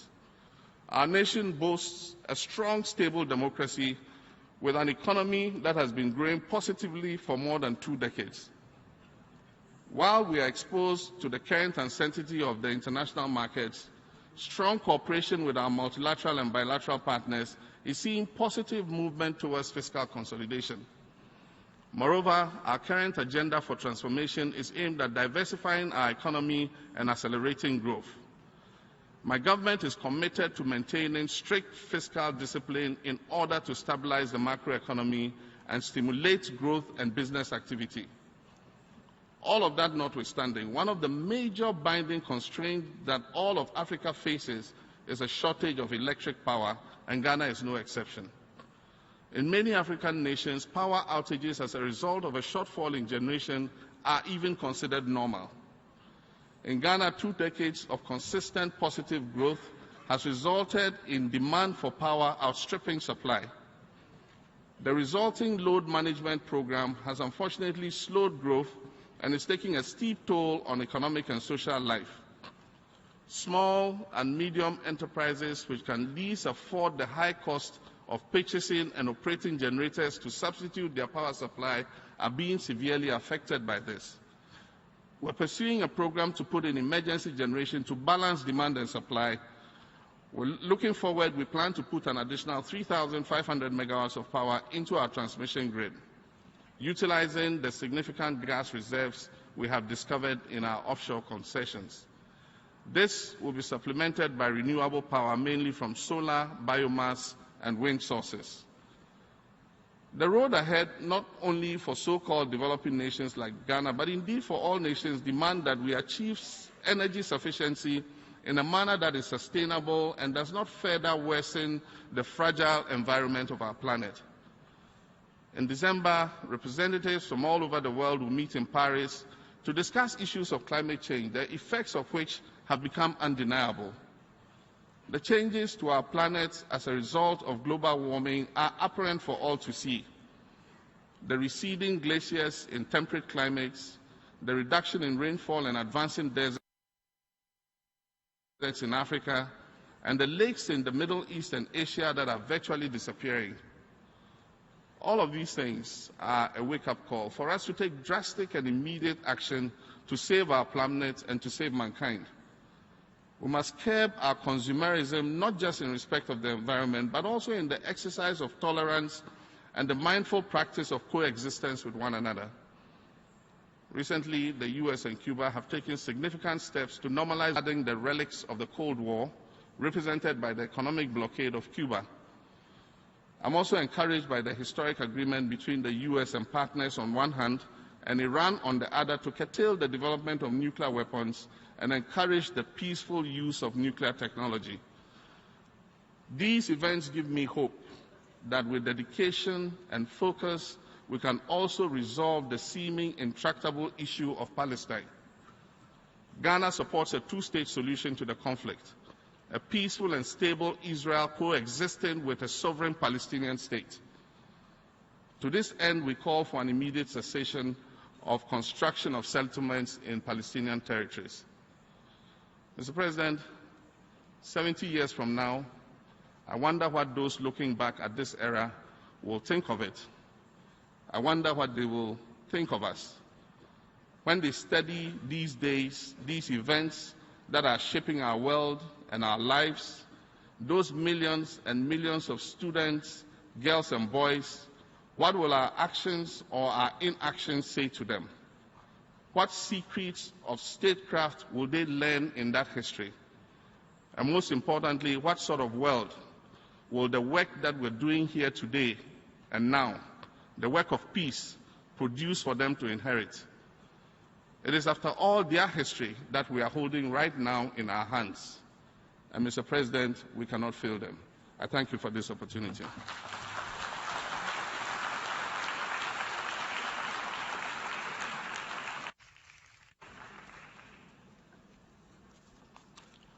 On behalf of the General Assembly, I wish to thank the President of the Republic of Ghana for the statement just made. May I request representatives to remain seated while we greet the President.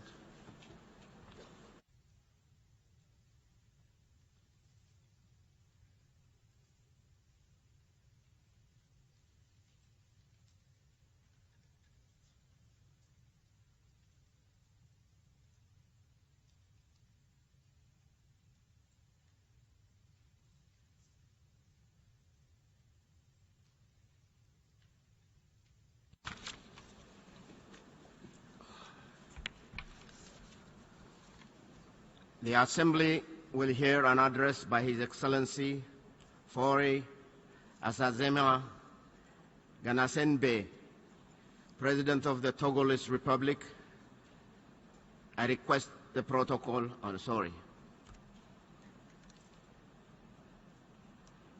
I request the protocol to escort His Excellency.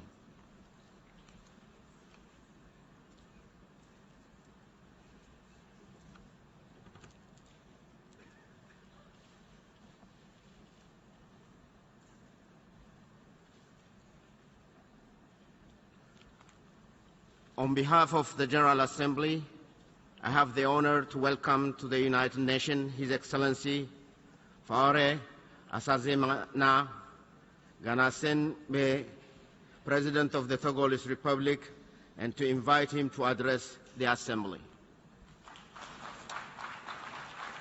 Thank you. Merci, Monsieur le Président. Thank you, Mr. President. Before beginning, I'd like to ask for your indulgence to express my warm congratulations to my friend from Ghana for his excellent statement. Mr. President, heads of state and government, Mr. Secretary General, distinguished delegates, ladies and gentlemen. It is also a pleasure for me to be addressing our august assembly at a time when we are facing a new phase in our long quest for peace, security, development, and shared prosperity. At the beginning of my comments, please allow me to present my warm congratulations to His Excellency Mokens Likatoft for his election to the presidency of this 70th session of the United Nations General Assembly. I would also like to restate our full appreciation to the Secretary General of the United Nations, Mr. Ban Ki-moon, for the positive actions that he has been able to undertake since he has taken up his functions. Mr. President, ladies and gentlemen, since its creation, our common organization has been fully invested alongside states, regional organizations, and peoples for peace and security, but also for progressively increasing standards of living. I would therefore like to express satisfaction with the long road that we have walked together. Mr. President, ladies and gentlemen, since its accession on the 20th of September 1960, my country has owned the values and priorities which are at the heart of the UN agenda. Togo has thus done its utmost with much conviction to make its contribution to the noble ideals of our organization succeeding. In return, Togo has received much from the great United Nations family. An essential example of this is the 25th of April 2015, the presidential election in Togo, which is an example of the fruitful cooperation. We will never forget that throughout this long electoral process, Togo has benefited from many forms of support and attentive assistance from its friends and partners, and in particular the UN Office for West Africa, led by Mr. Shambas, and the UN system in Lomé. This sign of solidarity was, for us, a source of encouragement to see through to the end the efforts that the Togolese people have made to make sure that this election is a success. I would like to take this opportunity to express the profound gratitude of the Togolese people to everyone. Today, the Togolese people expect to fully rely on this success in order to continue, thanks to political reforms, to strengthen their democracy and to pursue together their march towards progress. With this in mind, and aware of how important it is for the peace and security of a society, Togo expects to make social and economic inclusion the first pillar of national cohesion. The priority for us is to go further in strengthening well-being for all, and to therefore more actively participate in the achievement of our development agenda. Mr. President, ladies and gentlemen, our new Sustainable Development Agenda commits us to do much better than we have in the past. Even if we did not succeed in achieving all of our objectives by the deadline set. Nevertheless, today we have the benefit of our experience and errors in the past, which represents great capital that we can use to meet the challenge which await us. At a time when we are deliberating on the future of international cooperation, it seems essential to me to not forget the tribute we have just paid in dealing with the Ebola virus, which was a heavy one. As I was a coordinator in combating this illness in ECOWAS, I would like to speak from this podium to express our profound gratitude to the states, regional organizations, all bilateral and multilateral partners, and non-governmental organizations, which mobilized significant resources and acted in various ways to assist the countries which were most affected to stem the epidemic. I would also like to salute the heroism of the healthcare personnel from all different nationalities and the communities who never abdicated their responsibility even when their lives were in danger. They saved lives and they demonstrated our capacity to respond to extreme situations.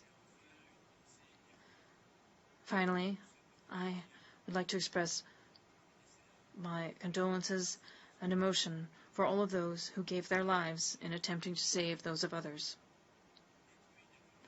Ebola has taken lives, destroyed communities, fragilized economies,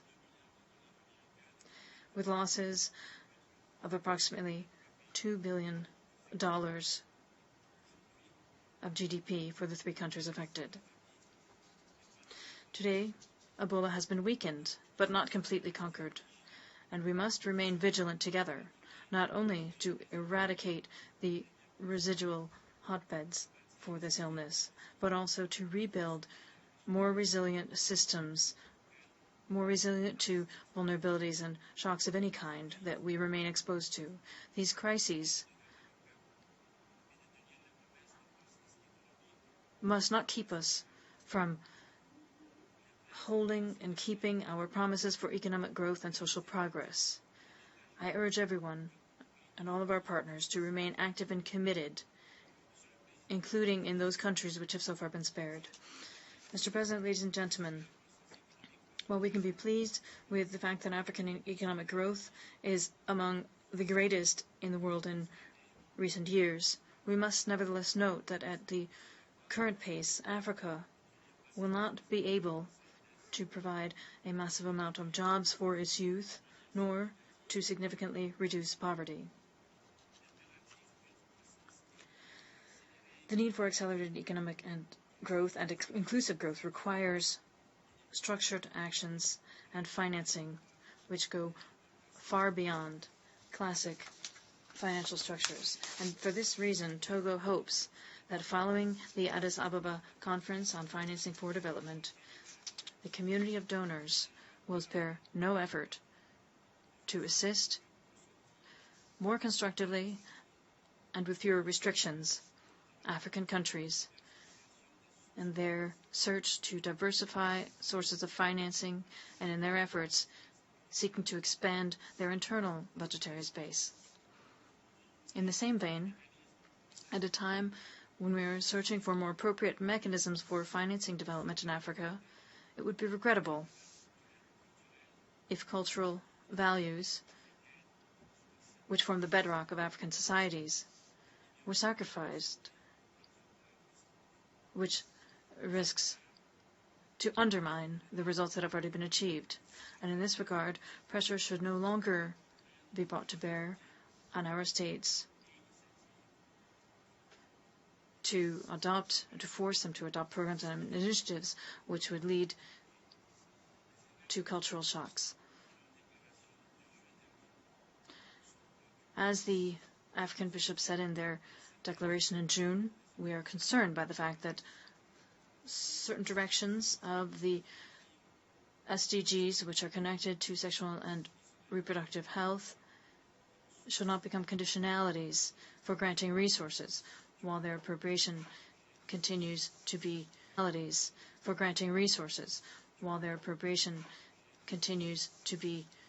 strongly controversial in African societies. Mr. President, ladies and gentlemen, the long and rich experience of the United Nations teaches us that peace and security are at the same time preconditions and elements of development. This double requirement must be fully taken into account in the strategies that we will need to elaborate for the effective implementation of the Sustainable Development Goals. Togo, whose economy is largely tributary to the West African hinterland, knows the true value of security in the African sub-region. Combating the terrorist group Boko Haram and all forms of extremism, as well as racism, must continue mercilessly together with the international community and in line with the values promoted by the United Nations.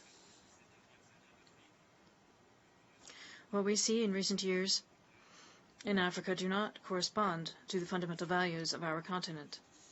For its part, Togo expects to capitalize on what has been achieved in its reform of its defense and security system in order to better deal with new challenges and threats. We can never stress enough on the need to bring into line our policies for security, the defense of human rights, and environmental protection. The environmental dimension of crises and conflicts, the impact of climate change on the exacerbation of poverty, and the repeated threats to human rights during times of war are realities that we can't hide if we want to preserve stability in our states for the long term.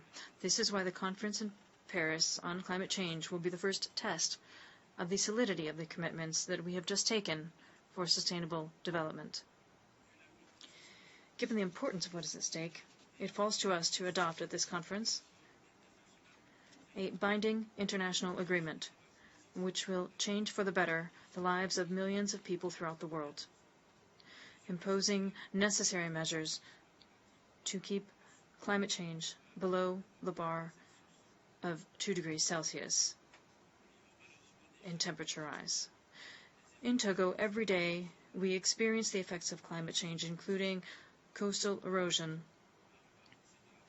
which is translated into a 12 to 15 meter annual advance of the sea, threatening our coastal populations. There are therefore immediate risks for the survival of these populations, which require more urgent responses and significant investments. It is therefore crucial for future international financing that are destined to combat climate change, specifically those which will go into the Green Fund, that those do not come through a reduction in traditional ODA. Mr. President, ladies and gentlemen, I would like to take this opportunity today to recall that the economic security and environmental challenges connected with seas and oceans be considered during the Special Summit on Security and Maritime Security and Development in Africa that Togo will have the privilege to host next year under the African Union. We hope to be able to adopt, on this occasion, strong measures which will enable us to act together so that oceans and seas remain a major advantage for development in Africa. Ladies and gentlemen, after 70 years of peacekeeping operations, we must note that they are no longer sufficient for guaranteeing the effectiveness of our actions faced with the changing nature of crises and conflicts. It is for this reason that we must constantly innovate in order to adapt our responses to the current security challenges. And in this regard, my country, which has always participated in peacekeeping missions, welcomes the report of the high-level independent panel created by the Secretary General to study peacekeeping operations and the recommendations of which should bear our strong attention. My country also welcomes the holding 2 days ago of the Summit on Peacekeeping Operations organized by a group of states under the initiative of the United States of America, a summit which seeks to bring more resources to be available to peacekeeping operations. Mr. President, ladies and gentlemen, the scope of the challenges which we are dealing with today requires that we constantly renew the original location of the United Nations. It is our duty to preserve in times of war and peace human dignity, to build a world based on the promotion and protection of human rights. In this regard, I would like to pay a deserved tribute to the High Commissioner of the United Nations for Human Rights, who recently closed his office in Togo after having assisted the government, national institutions, and civil society to strengthen their capacities in the area of the protection and promotion of human rights. The 8 years of cooperation which have just passed enabled Togo to make significant progress in defending human rights. We expect to pursue our efforts unswervingly in this area because we are strongly convinced that a society where human rights are protected and guaranteed have a full hand to move forward and achieve its development promises. It is my greatest wish that the many forms of cooperation which move us forward within this great family of the United Nations will be able to be strengthened in all areas where human beings can move forward in progress, solidarity, and sharing. And on this, I would like to wish a happy birthday to the United Nations, our common organization, and to renew my wishes for success in its future actions.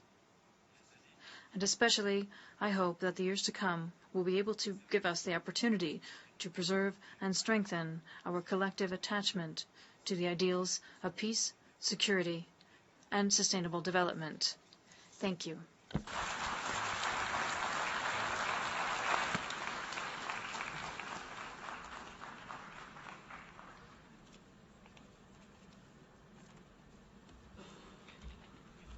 On behalf of the General Assembly, I wish to thank the President of the Togolese Republic for the statement just made. May I request representatives to remain seated while we greet the President.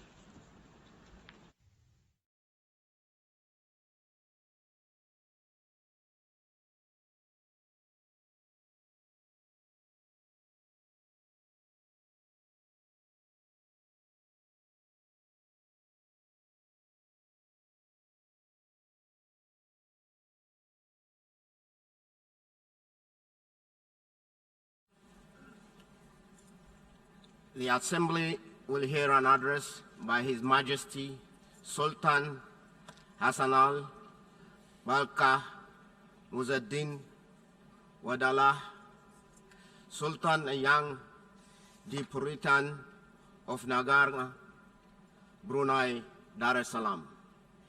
I request protocol to escort His Majesty.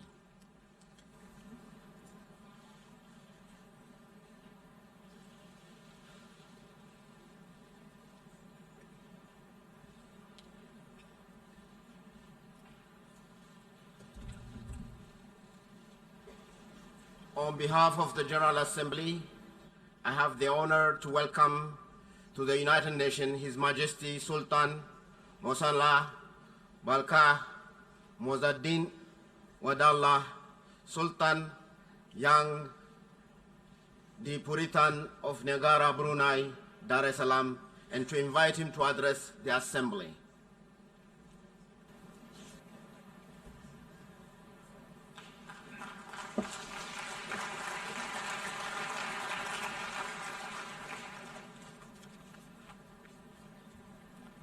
السلام عليكم ورحمة الله وبركاته.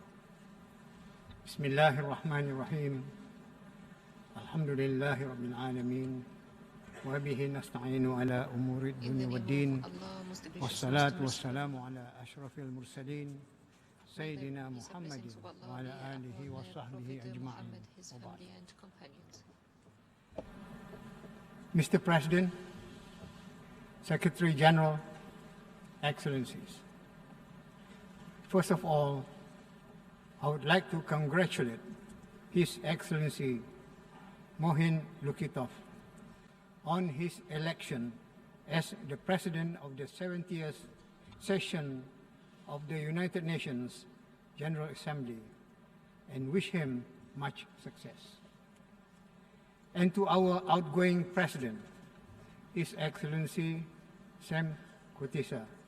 My thanks to him for his valuable contribution to the work of this great organization,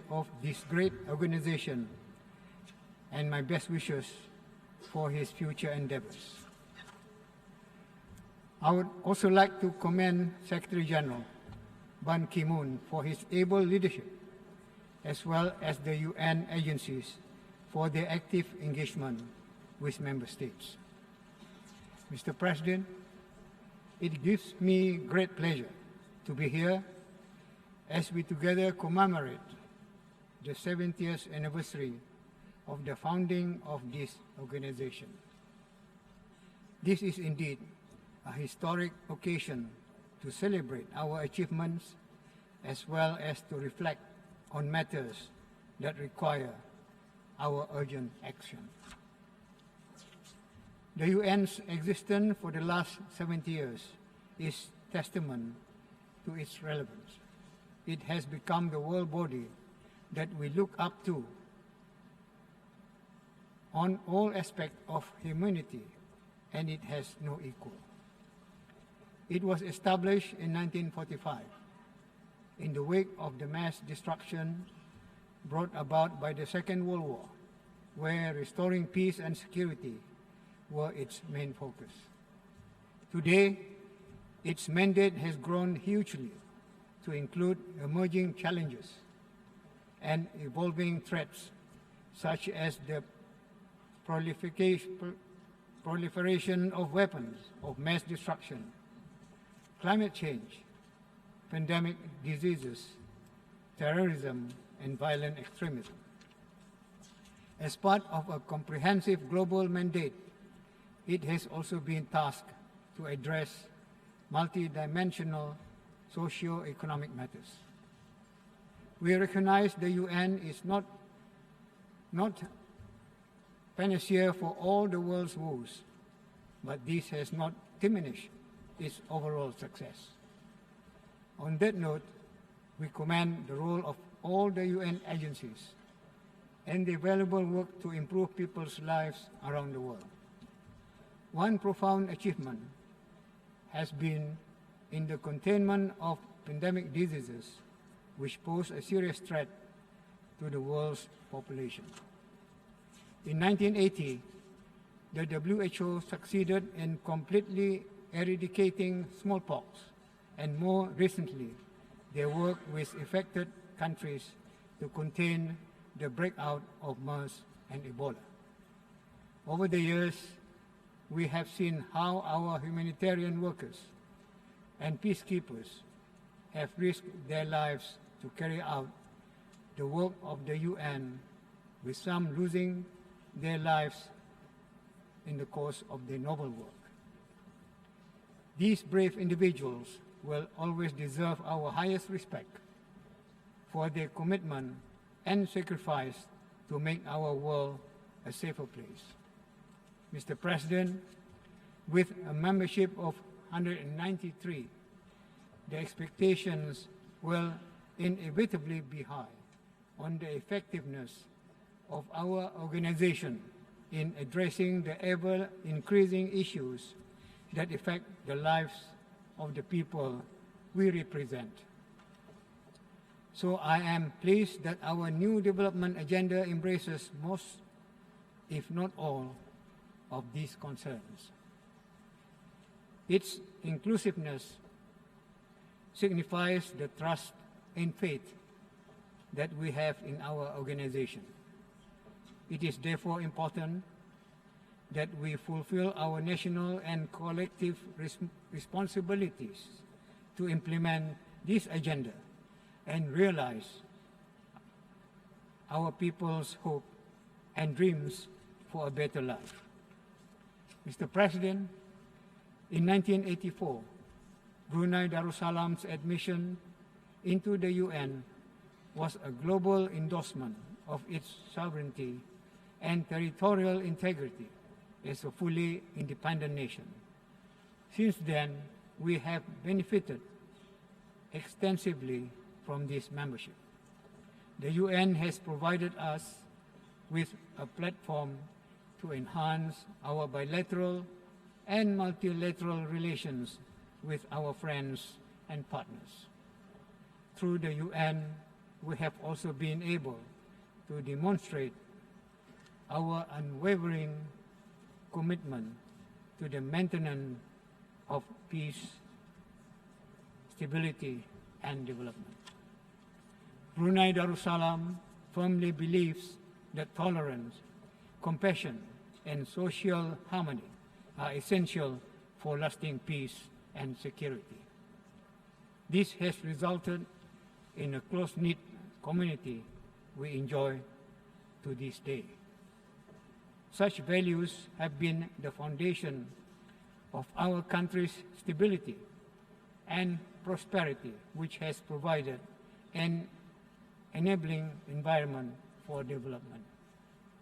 In our region, the ASEAN member states shared principles of territorial integrity, non-interference, consensus, the rule of law, and good governance guide our efforts towards closer cooperation for peace, stability, and prosperity.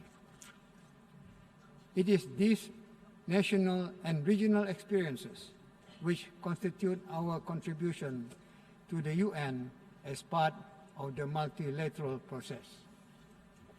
And it is through the UN that I envision the creation of a caring global community with similar values and principles which can unleash our potential to work and achieve greater things together.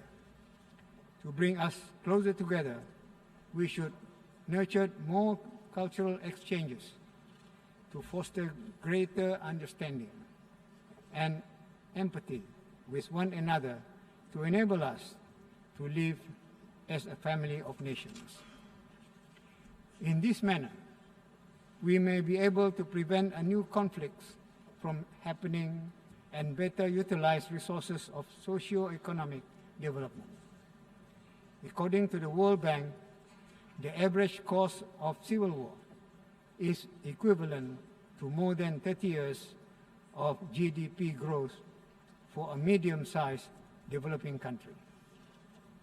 The cost of peacekeeping during and after a civil war is also extremely high, and above all else, it is impossible to place a value of the loss of lives. Preventive diplomacy is therefore a cost-effective means of addressing conflicts and certainly an integral part of conflict prevention efforts. This is a long-term process and a worthwhile investment in which the UN has made some headway. We highly value the important work of the good offices of the Secretary General, Special Envoys, and resident political missions as some of the key tools of preventive diplomacy. However, more can be done to enhance conflict prevention. To move forward, I agree with our Secretary General's view that we have to strengthen the partnership between the UN and regional or sub-regional organizations. Such organizations have a unique influence and easier access to crisis situations in their respective regions, where the UN should be able to leverage on this strength to diffuse tension before it escalates into conflict.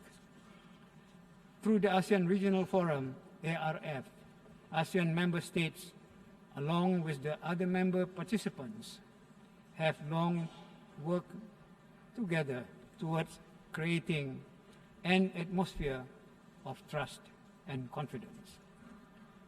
2 years ago, they adopted a work plan on preventive diplomacy, and its implementation has made significant progress and contributed towards the maintenance of peace and security of the region.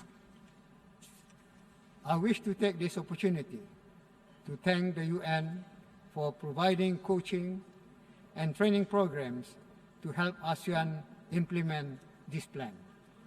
Mr. President, I believe that our organization is in the best position to promote the necessary cooperation and partnership based on mutual respect, understanding, and tolerance that prevent wars and conflicts, religious persecution, violent ideological confrontations, and terrorism. Since our last gathering, we have witnessed the tragic loss of life caused by terrorist acts in various parts of the world. These acts are unacceptable, and we join others in condemning terrorism and in totally rejecting extremism and radicalism. We reiterate our support for all efforts by the international community to prevent and eliminate all forms of terrorism. In this regard, we also support intercultural dialogues amongst peoples of different religions and cultures, and initiatives such as the Alliance of Civilizations, Global Movement of Moderates, King Abdullah bin Abdul Aziz International Center for Interreligious and Intercultural Dialogue, World Against Violence and Violent Extremism, and the Summit on Countering Violent Extremism. It is crucial for us to address the root causes of terrorism and extremism in a comprehensive manner. We need to ensure that irresponsible parties do exploit the despair and suffering of others to fuel their own extremist agendas. And this is why we need to resolve the plight of our Palestinian brothers and sisters, which remains as the core of conflict in the Middle East. For over 60 years, Palestinians have struggled to achieve self-determination. A lasting peaceful solution is long overdue. In this regard, I'm pleased to see that Palestine has been accepted as a member in various international bodies, and this has been reflected through the historic decision of the General Assembly to have the flag of Palestine flying proudly together with flags of other sovereign and independent nations of this world body, all of which are positive developments that should contribute towards attaining recognition for rights of the Palestinian people to statehood. Mr. President, I wish to reiterate our commitment to continue working with others to ensure that UN remains a strong force for peace, security, and human rights. After all, the success of our organization lies in our own collective efforts that form the true strength of this organization. Wabillahi taufiq wal hidayah. Wassalamu alaikum wa rahmatullahi wa barakatuh. Thank you.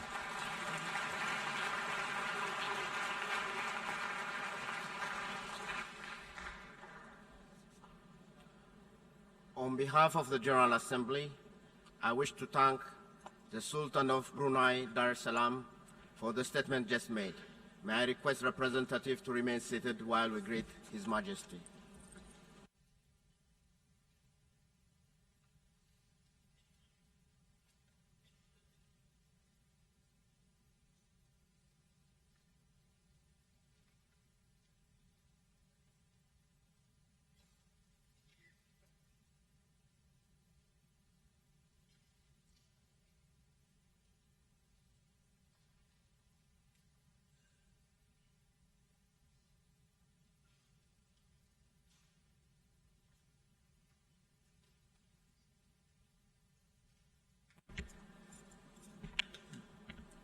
The Assembly will now hear an address by His Excellency Mahmoud Abbas, President of the State of Palestine.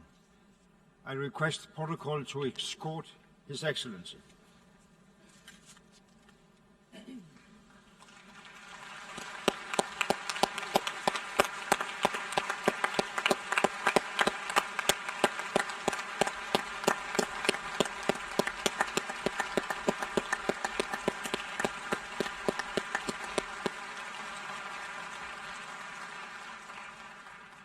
On behalf of the General Assembly, I have the honor to welcome to the United Nations His Excellency Mahmoud Abbas, President of the State of Palestine, and invite him to address the Assembly.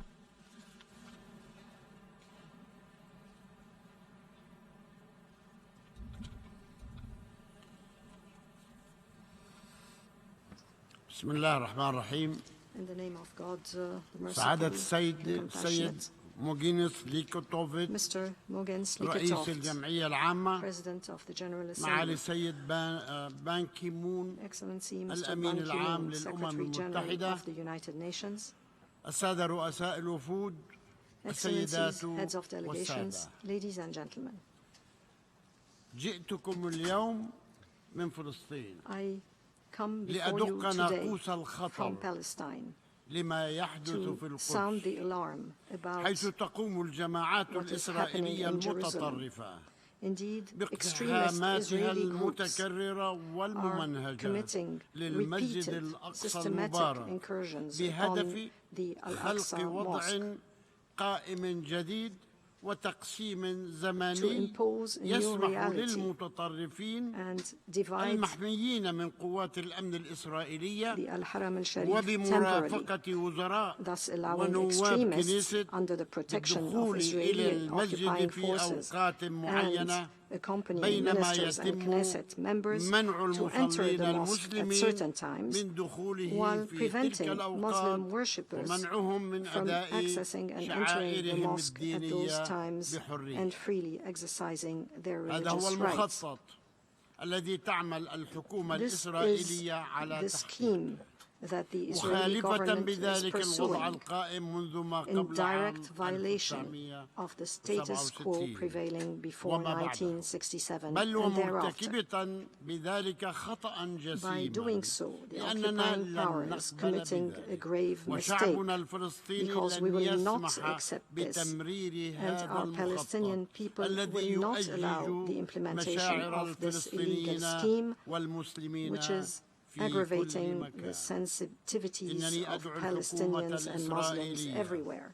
وقبل I call فوات on the الأوان Israeli government التوقف عن before it استخدام is too late قواتها الغاشمة to seize لفرض its use مخططاتها of brutal force, للمساس to impose بالمقدسات its الإسلامية plans, to والمسيحية في undermine القدس the Islamic and وبخاصة Christian sacred المسجد الأقصى sites in لأن Jerusalem, ذلك سيحول particularly الصراع its من actions صراع at Al-Aqsa سياسي Mosque.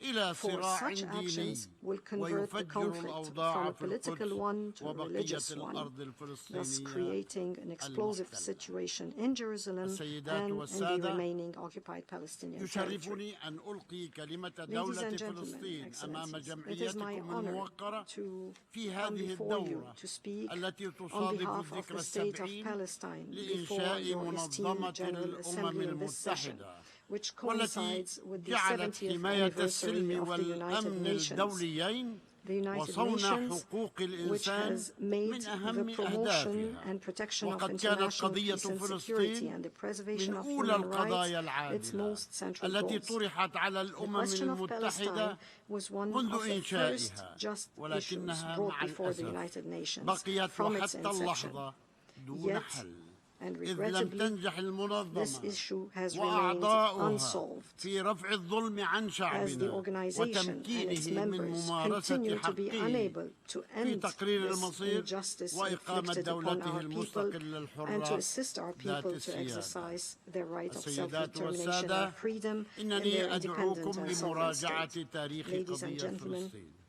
وقرارات الأمم المتحدة المتعلقة بها لإدراك الحقيقة الساطعة بأن ظلما تاريخيا لحق بشعب ووطن له إسهاماته الفكرية والثقافية والإنسانية وعاصمته القدس الشرقية بوابة الأرض نحو السماء، فهو شعب لا يستحق أن يحرم من وطنه وأن يموت في المنافي أو تبتلعه البحار وينتقل من لجوء إلى آخر، وأن تظل قضيته العادلة تراوح مكانها كل هذه السنين. أن شعبي its just cause remains at a standstill after the passage of all these years. Our people have placed their hopes on the countries of this organization to help them to gain their freedom, independence and sovereignty, so that their wish and rights to their own state, like all other peoples on earth, can be achieved, along with a just solution for the Palestine refugee question in accordance with General Assembly Resolution 194 and the Arab Peace Initiative. Is it too much to ask? Mr. President, ladies and gentlemen, we are advocates of rightness, justice and peace. الذي بموجبه أقيمت إسرائيل منذ 67 عاما، لا زال الشق الثاني منه ينتظر التنفيذ. فدولة فلسطين العضو المراقب في الأمم المتحدة تستحق اعترافا كاملا وعضوية كاملة، فلا يعقل وبعد أن قدمنا التضحيات الجسام in light of all the enormous sacrifices we have made. فلا يعقل وبعد أن قدمنا التضحيات الجسام وصبرنا كل هذه السنين على ألم اللجوء والمعاناة، وارتضينا أن نصنع السلام وفق حل الدولتين على أساس قرارات الأمم المتحدة ومبادرة السلام العربية والقانون الدولي وخطة خارطة الطريق، أن تظل قضية فلسطين تنتظر كل هذه العقود دون حل. That the question of Palestine remain unresolved for all these decades. إن استمرار الوضع الراهن أمر لا يمكن القبول به، لأنه يعني الاستسلام لمنطق القوة الغاشمة التي تمارسها الحكومة الإسرائيلية، حيث تواصل وبشكل غير قانوني توسعها الاستيطاني في الضفة الغربية وبخاصة في القدس الشرقية المحتلة، ولا زالت مستمرة في حصارها لقطاع غزة، الأمر الذي يفاقم حجم المعاناة التي يعيشها أهلنا هنا، غير عابئة بقرارات الأمم المتحدة أو الاتفاقات الموقعة بين الجانبين بيننا وبينهم برعاية دولية، وتنكر ونحن هنا نريد أن نذكر بما قاله رئيس الوزراء الإسرائيلي الراحل إسحاق رابين في عام 1976. إسحاق رابين إن إسرائيل ستصبح دولة أبارتايد إذا استمر في احتلالها للأرض الفلسطينية، ووصف المستوطنات إسحاق رابين الإسرائيلية على الأرض الفلسطينية بالسرطان. إسحاق رابين يقول هذا، لماذا يفعلون بنا ذلك؟ إن استمرار هذا الأمر يدعونا للتساؤل، هل تصويت دول ديمقراطية عريقة ضد القرارات الخاصة بفلسطين وبحقوقها المشروعة يخدم السلام ودعاته ممن يؤمنون بحل الدولتين؟ and those who believe in the two-state solution, or do they rather serve and encourage extremists and deepen their hatred and racism, making them believe that they are above the law, to the point where they commit the burning of a Palestinian family, a whole Palestinian family, in the town of Douma in the West Bank, as claiming the life of an infant, Ali Dawabshi, and his father and mother. What is left of the family is an orphan child, Ahmed, 4-year-old, who teeters between life and death in hospital as a result of his burns, while the killers remain free and have not yet been arrested. Where is justice? Where is justice? Where is democracy and the democratic state that claims democracy and the rule of law? This is not the first crime. Before that, they burned alive, then killed the Palestinian child, Muhammad Abu Khdeir, in Jerusalem, and the child, Muhammad al-Qurra, in Gaza. And before them, thousands have been killed in Gaza and the West Bank. We still remember the Deir Yassin massacre of 1948 and all other crimes. All these are crimes that have remained with impunity. Until when will Israel remain above international law and without accountability? Due to time constraints, I shall not be able to discuss in detail how many Israeli violations are being committed against our people, how many repressive laws have been issued by successive Israeli governments, the latest of which is the formal instructions, governmental instructions given to fire live ammunition at and arrest and repress peaceful Palestinian demonstrators. Where do you see this happening? Why is it happening? Mr. President, ladies and gentlemen, we do not respond to the Israeli occupation's hatred and brutality with the same.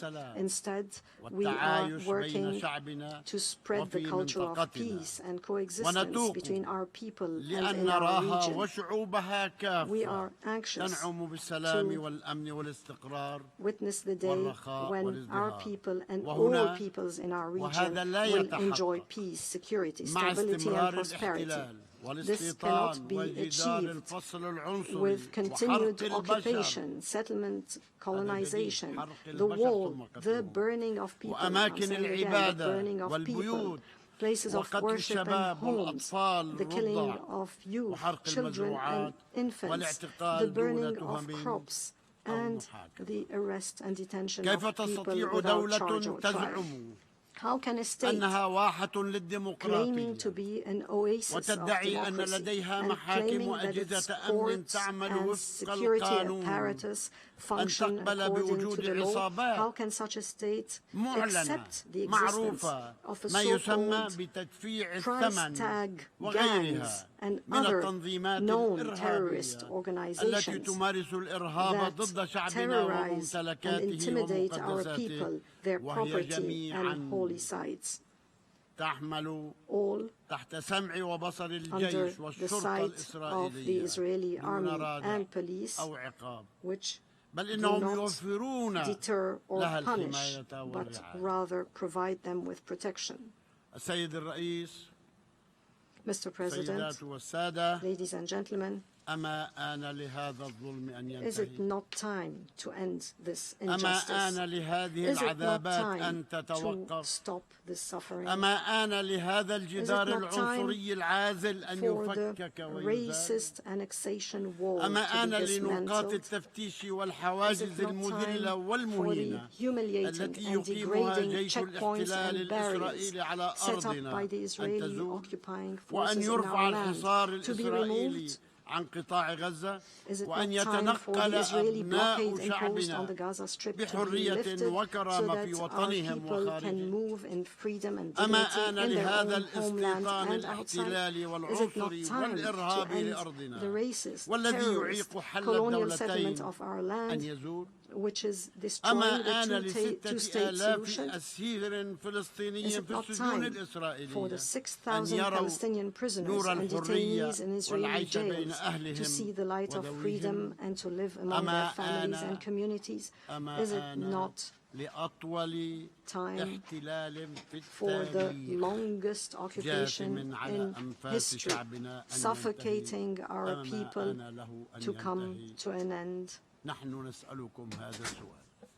We ask you this question. السيد الرئيس، السيدات والسادة، رغم ما يضعه الاحتلال من عقبات. Mr. President, ladies and gentlemen, فإننا ومنذ قيام السلطة الوطنية الفلسطينية despite all the obstacles imposed by the occupation, we, since the establishment of the Palestinian National Authority and until this moment, have worked incessantly to build the foundations of our state, its infrastructure and sovereign national institutions. We have made real progress on the ground as affirmed by several international bodies, especially the United Nations, the World Bank and International Monetary Fund. We will continue our efforts and work with the support of our brothers and friends in order to strengthen our state committed to international standards, the rule of law and transparency as a democratic and modern state of law. In this context, we highly value the efforts of the AHLC group under Norway's chairmanship and urge donor countries to continue to support a better life for our people and our efforts to develop our state institutions.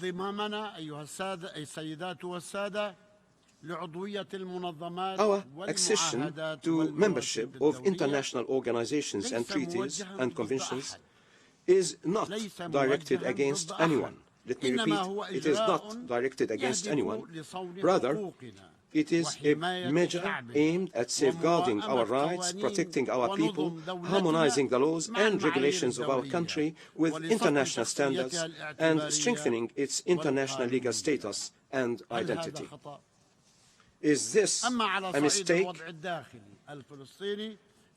In regard to the internal Palestinian situation, we are determined to preserve the unity of our land and our people.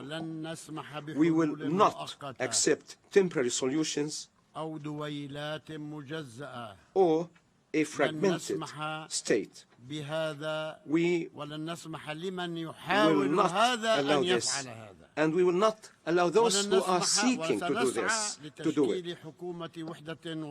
We, rather, will seek to form a national unity government that functions according to the program of the Palestine Liberation Organization and to pursue the presidential and legislative elections. Mr. President, Palestine is the country of holiness and peace. It is the birthplace of Christ, the messenger of love and peace, and the Isra and Mi'raj, ascension to heaven, a night journey of Muhammad, peace be upon him, who was sent as a mercy unto the world. This is Palestine that is still looking for peace, and its people want to live in their homeland in safety, security, harmony, stability, and good neighborliness with all peoples and countries of the region. This is attested to by their cultural, humanitarian, and spiritual contributions to humanity all along from the start. Just recently, specifically on the 17th of May 2015, two nuns from Palestine, namely Alphonsine Ghattas and Maryam Bawardi, were canonized as saints by His Holiness Pope Francis at the Vatican in the presence of tens of thousands of the faithful from around the globe.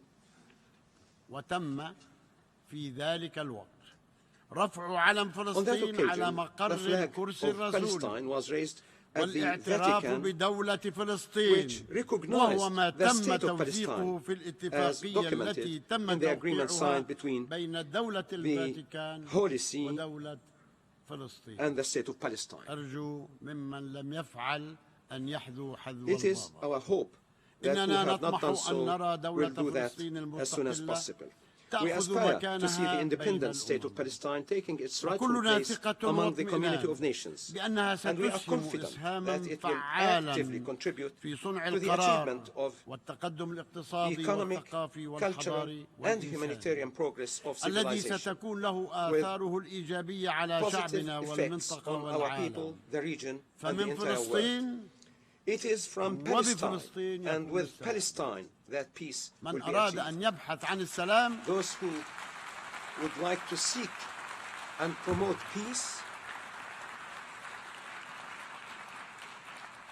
فمن أراد أن يبحث I عن repeat, السلام those who would like to seek and ويحارب promote الإرهاب peace and to fight يبدأ بحل terrorism المشكلة الفلسطينية should start عندها by يبدأ كل resolving the question شيء of أو Palestine. ينتهي كل شيء That is the خلاف beginning ذلك. or the end of everything otherwise. وإنني أنتهز هذه الفرصة I take this occasion لأعبر باسم شعبي to عن express شكرنا on behalf of لكل من my صوت people من دول العالم في to our العاشر من thanks هذا to all الشهر those who لصالح voted القرار on the الذي 10th of this بدوره month in سيمكننا favor of the اليوم resolution that would enable us today من رفع علم to raise the فلسطين في flag مقر of الأمم Palestine المتحدة. at the United Nations headquarters.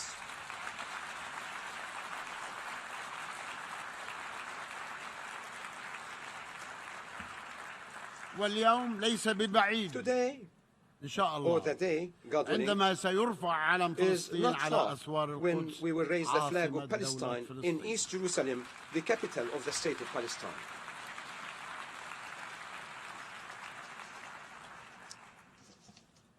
كما لا يفوتنا أن نشيد أيضا بقرارات I wish البرلمان also الأوروبي to pay tribute to the الأخيرة recent التي decisions دانت by the الاستيطان European ومنتجاته parliaments that have وأكدت clearly على حق condemned شعبنا Israel's الفلسطيني في أن settlement يكون له activities دولته and its products and المستقلة affirmed the ذات right of the السيادة Palestinian people إلى to جانب sovereignty دولة and independence إسرائيل in their state التي نعترف بها alongside وهي the لا state of تعترف Israel, بوجودنا which we ووافقت recognize while كذلك Israel على does not إنشاء recognize our لجنة existence, للعلاقات مع and that also فلسطين. established a committee on the relations سيد with الرئيس Palestine. السيدات والسادة Mr. President, لقد واصل ladies عدد and من gentlemen, الدول والبرلمانات الأوروبية اعترافاتهم بدولة a فلسطين number of European إقرارا countries and بحقنا parliaments also في affirmed دولة the recognition of the مستقلة. state of Palestine, وفي thus هذا الصدد reaffirming our natural نوجه right to الشكر independence. In this regard, we would لمملكة like to thank السويد the Kingdom على of شجاعتها Sweden واعترافها for its بدولة courage فلسطين. and recognition of the state of Palestine.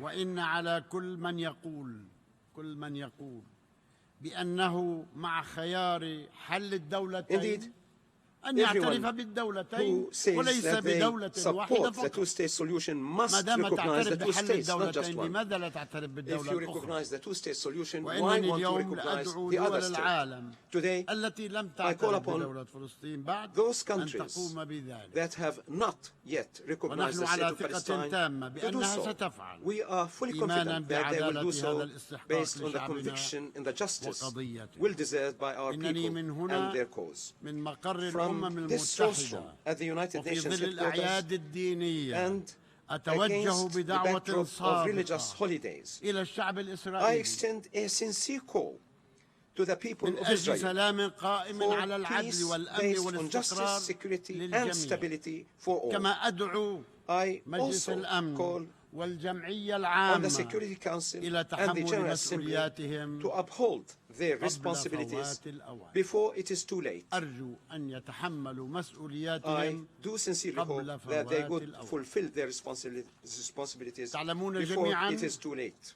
أن الحكومة الإسرائيلية أفشلت الجهود You are التي all بذلتها aware إدارة that Israel الرئيس أوباما في undermined the السنوات efforts made by الماضية the administration of والتي President كان Barack آخرها Obama in the الجهود past years, التي most قام recently بها the efforts الوزير undertaken by كيري Secretary of State John Kerry aimed at reaching a peace agreement through negotiations. The policies and practices of the Israeli government and the positions of its Prime Minister and cabinet members lead to clear conclusions.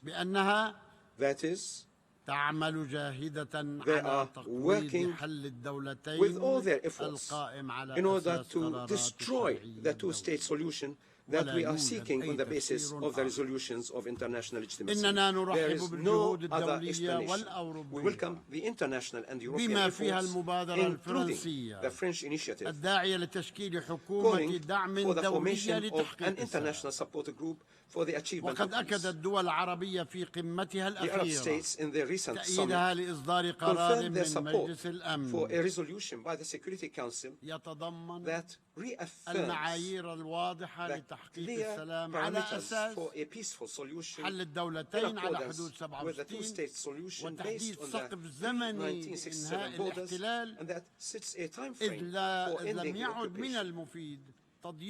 Since it is no longer useful to waste time in negotiations just for the sake of negotiations, what is required is to mobilize international efforts and to establish a firmer framework to oversee an end to the occupation in line with the resolution of international legitimacy.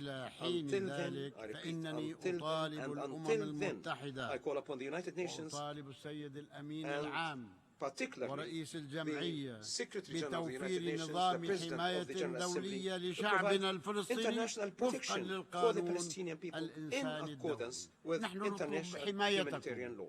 We are asking for your protection. We need your protection. We need international protection. We cannot maintain the status quo. We are being hit from all sides. Aggressions are made against us from every corner. We find no protector.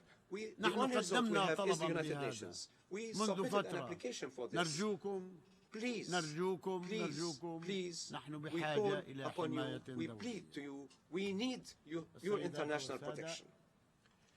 Ladies and gentlemen, we have tried to bring pressure to bear on Israel to implement the signed agreements and to negotiate in conformity with a two-state solution through direct contacts with the Israeli government. Yes, we do maintain direct contacts with the Israeli government, وروسيا والأمم المتحدة أعضاء اللجنة الرباعية وغيرها من الأطراف إلا أن الحكومة الإسرائيلية أصرت على استمرار نهج تدمير حل الدولتين وتكريس نظامين destruction of the two-state solution and on entrenching two regimes on the ground.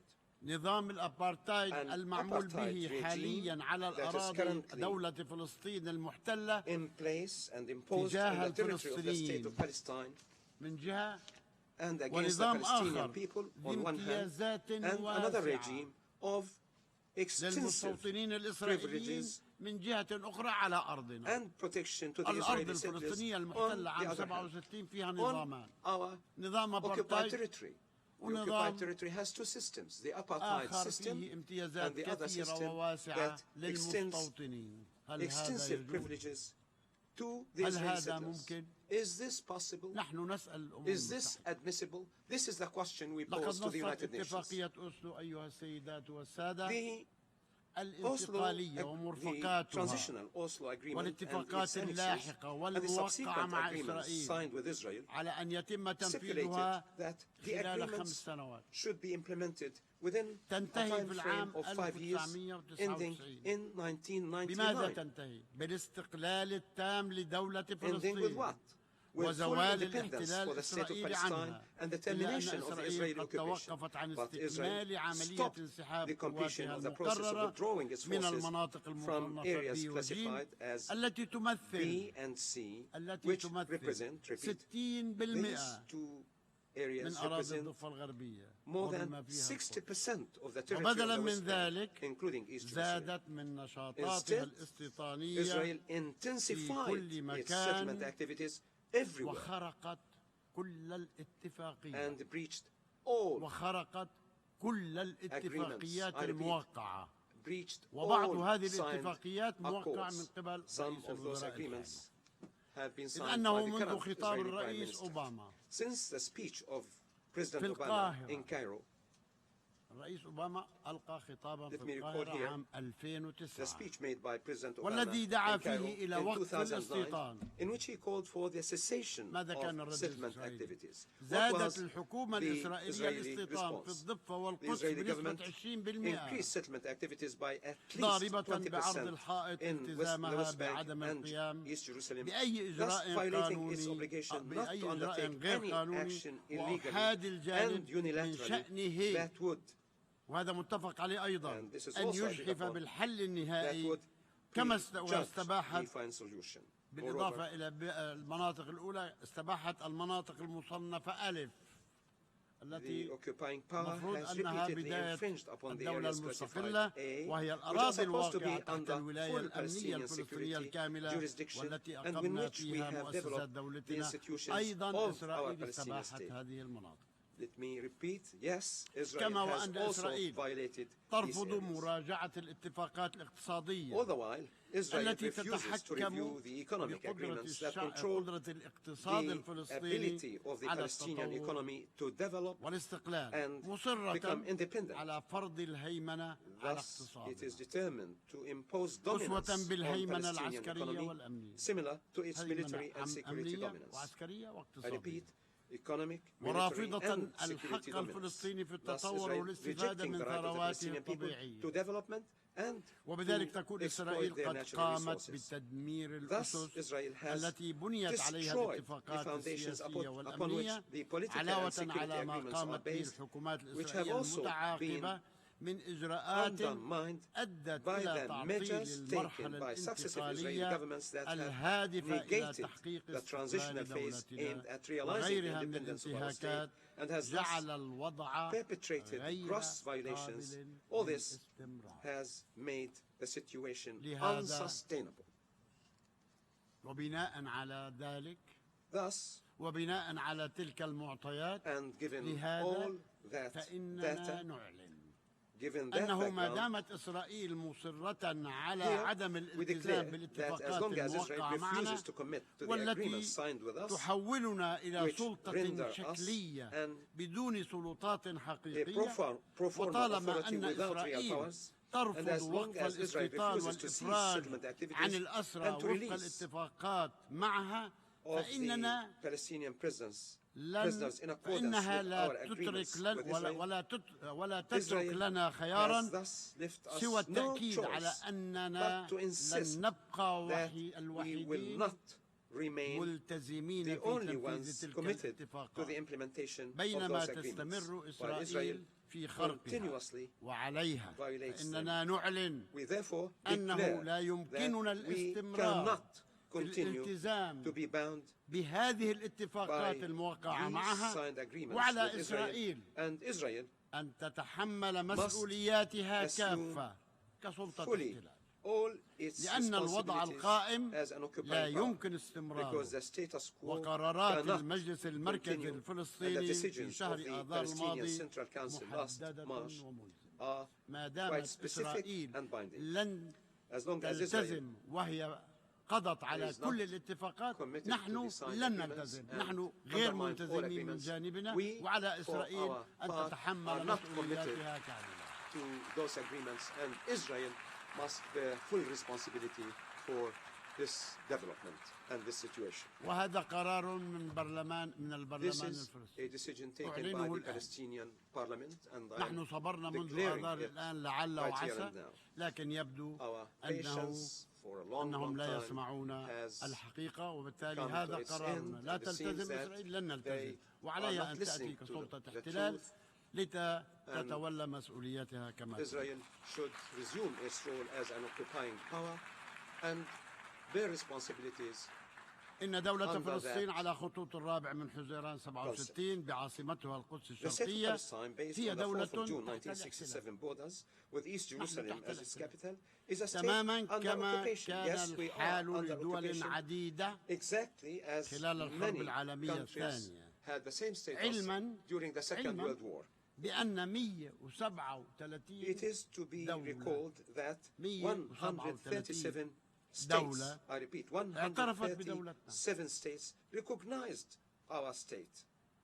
يعني 4 أضعاف الدول التي That اعترفت is بإسرائيل. 4 times the number of states that recognized 137 دولة Israel اعترفت بدولتنا. at its وهناك foundation. إجماع I عالمي repeat, 137 على حق countries. شعبنا في تقرير And مصيره there ونيل is حريته universal واستقلاله. recognition of the right وأذكركم of بقرار self-determination الجمعية of our العامة people. سيد الرئيس Here I would like رقم to 19 further على recall of 67 General لعام Assembly Resolution 2012 6719 الذي of أكد بأن اللجنة 2012 التنفيذية لمنظمة تحرير فلسطينية emphasized ستكون الحكومة المؤقتة لدولة فلسطين وأن which المجلس according to الوطني هو Palestine برلمان دولة observer فلسطين. observer إذا ماذا status بقي؟ reaffirmed ماذا that the بقي executive على committee إسرائيل of إلا the أن Palestine تنهي هذا Liberation الاحتلال Organization would be ونعيش the interim جنبا إلى government of جنب the state of دولتين Palestine جارتين. and that the Palestinian National مرة Council is the أخرى Palestinian Parliament of the state إن of الوضع Palestine. الحالي غير Why, قابل given للاستمرار. all that, Israel does not إن recognize الوضع the state of الحالي Palestine? غير قابل I must للاستمرار. reiterate, the current وسوف نبدأ situation is بتنفيذ هذا unsustainable, الإعلان الذي قلته and we shall بالطرق start والوسائل السلمية implementing the والقانونية. declaration I have just لن announced نلجأ إلى by عنف أو legal غيره. means. We shall سنبدأ not resort to بتنفيذه violence. بالطرق We السلمية shall والقانونية. resort to peaceful فإما أن تكون and السلطة legal means to الوطنية implement سلطة that. ناقلة Either للشعب the الفلسطيني Palestinian National Authority من will be a الاحتلال transitional إلى power, الاستقلال وإما أن moving the تتحمل Palestinian people from under إسرائيل occupation to independence, سلطة or الاحتلال Israel, the occupying power, مسؤولياتها must fully كاملة. bear its وفي responsibilities. نفس الوقت At the same والتزاما time, منا بمبادئ القانون الدولي based on our فإن commitment to the دولة principles of فلسطين international law, the state of سوف Palestine تستمر في will مساعيها continue its efforts للانضمام للمواثيق والمنظمات to الدولية international كافة. conventions and organizations. جميع المنظمات All الدولية of them, all من حقنا international أن organizations. ننضم إليها This is our كافة right لأننا to بذلك accede to all of نوائم them, وضعنا مع because this would القانون be الدولي fully in line with وسوف تمضي قدما في and الدفاع harmonizing عن our شعبها status الواقع with تحت international law. الاحتلال عبر and we جميع will move الوسائل forward in the defense of القانونية our people والسلمية under occupation المتاحة through all available إذ أن legal and دولة peaceful means, فلسطين الآن including طرف متعاقد as a سام high contracting لاتفاقات party جنيف to the لعام Geneva Conventions of 1949 1949 وطرف في نظام and also روما a الأساس state party to the Roman وعضو في Statute المحكمة of the في International المحكمة Criminal Court. الجنائية الدولية نحن أعضاء في الآي سي سي Yes, Palestine is a member of the International ومن Criminal يخشى Court. القانون Those الدولي who fear international والمحاكم law الدولية and من international يخشى courts ذلك عليه أن يكف must عن ارتكاب الجرائم cease from committing crimes. نحن لسنا غاوين أن نذهب إلى المحاكم محكمة الجنائية الدولية Do not like to go to the ولكن International Criminal الاعتداء Court. يجبرنا على أن نذهب That وسنذهب aggression وسنذهب forces إلى us كل to do so, المؤسسات and الدولية بما فيها we محكمة will الجناية الدولية seek السيد الرئيس support السيدات from all والسادة international organizations, including the رغم كل International هذا Criminal Court. إنني لا زلت أمد Mr. يدي President, للسلام العادل Excellencies, ladies and gentlemen, الذي يضمن حقوق despite شعبي all that, وحريته my hands remain وكرامته outstretched الإنسانية for the just peace that will guarantee وأقول my people's rights, لجيراننا freedom and human أبناء dignity. الشعب الإسرائيلي I say to our neighbors, وأقول Sons لجيراننا of the أبناء Israeli الشعب people, الإسرائيلي sons and إن daughters السلام of the Israeli people, مصلحة that peace لكم ولنا is in your own interest ولأجيالنا and in وأجيالكم our own interest القادمة and in the جميعا interest of وإياكم your future generations, our والذاكرة future القصيرة. generations. فالانغلاق Narrow على vision is الذات destructive. مدمر وكل أمل To be بأن introvert تعيدوا is قراءة destructive. الواقع It is my واستشراف sincere hope المستقبل that you will consider وأن تقبلوا the للشعب dangerous reality on الفلسطيني the ground and look to the أن future تقبلوا الشعب and الفلسطيني accept for the ما Palestinian تقبلوه people, لأنفسكم. repeat, accept for the Palestinian people what you عندئذ accept for ستجدون yourselves. بأن تحقيق Then السلام you will سيغدو find that في the achievement of المتناول peace will be possible وستنعمون and بالأمن you will enjoy والأمان والسلام security, safety, والاستقرار peace and stability. فهذه القيم These هي ما values نسعى are لتحقيقها the aspirations نحن أيضا that we لشعبنا also seek to realize الفلسطيني for our مرة Palestinian أخرى people. أشكركم على Once حسن again, I الاستماع thank you for your kind سيد attention, الرئيس Mr. السادة President. Ladies والسلام and عليكم gentlemen, ورحمة may الله peace, وبركاته. mercy and blessings of God be upon all of you. Thank you.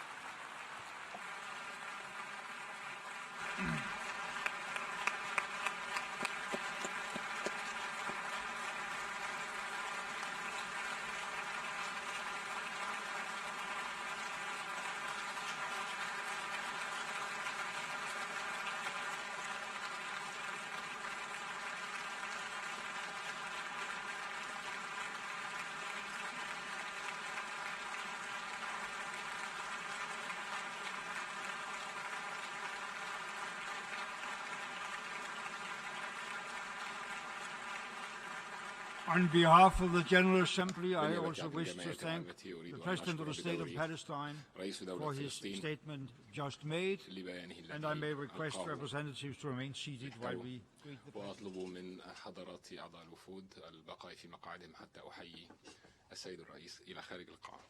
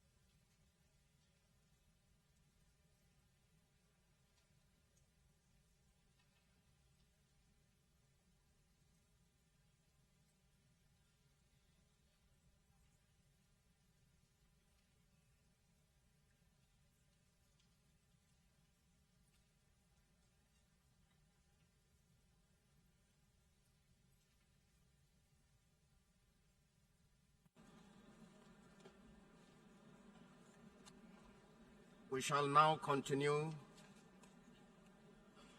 to the general debate.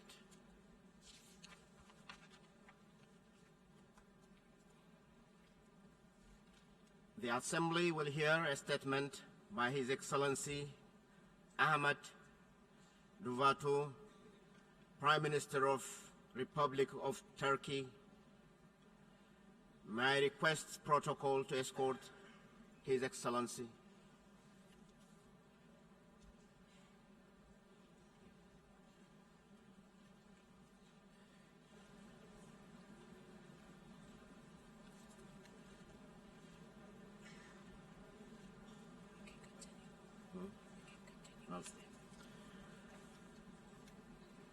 I have a great pleasure in welcoming the Prime Minister of the Republic of Turkey, His Excellency Ahmed Davutoglu. I invite him to address the General Assembly. Mr. President, Excellencies, distinguished delegates, ladies and gentlemen, I warmly greet you all and wish this 17th UN General Assembly a most fruitful session. I would like to congratulate Mr. Morgan Likatoft on his assumption of the presidency and also extend my sincere appreciation to Mr. Sam Kutesa for his time and efforts as the President of the 69th General Assembly. Distinguished delegates, it was 70 years ago that our organization was created, in the words of former Secretary General Hammarskjöld, not to take mankind to heaven, but to save humanity from hell. Looking back, the UN has been instrumental in averting another and even deadlier world war. It failed, on the other hand, in saving people from suffering pains of hell in many regional conflicts, such as Bosnia, Rwanda, and what has been taking place in Syria for over the past 4 years. The tragic story of the 3-year-old Aylan should serve as a reminder of what the UN should stand for. It was just earlier this month, Aylan's tiny, lifeless body washed ashore after their boat capsized in the Aegean Sea. His family was trying to escape from the indiscriminate barrel bombs in his town somewhere in Syria onto an imagined land of hope anywhere in Europe. The Turkish gendarmerie officer who found Aylan told, rather than an officer on duty, he felt like little boy's father, holding helplessly his beloved one and kissing. And indeed, Aylan was our baby, each one of us and of all humanity. And the moment we found him washed lifeless ashore, we all were lost in the misery of our own conscience. Ladies and gentlemen, we as human beings are not just empty pages in the book of history. It is our own doings that drive the best and the worst. This is a simple but equally powerful ontology.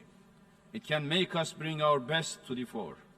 We must unify our efforts, no later than today, to effectively deal with the increasingly complex and tragic facts facing humanity. On her part, Turkey has assumed more than fair share of the burden, providing protection to more than 2 million Syrians and 200,000 Iraqis. Turkey now shelters the largest number of refugees in the world. And our doors will remain open. Our hearts will remain open. We embrace those who are fleeing war and persecution. So far, we have spent almost $8 billion, with international contribution remaining only $417 million. To date, there have been 66,000 Syrian babies born in Turkey, 9 million medical consultations, and 280,000 surgical operations were performed for this population. 230,000 school-age Syrian children receive formal education, and 460,000 more will be integrated into the education system by the end of the year in Turkey. The number of would-be illegal migrants who have drowned in the Mediterranean Sea has reached at a staggering 6,000. Meanwhile, 55,000 seaborne migrants were rescued by the Turkish Coast Guard, whereas 235,000 illegal entrants were intercepted by Turkish law enforcement agencies since 2011.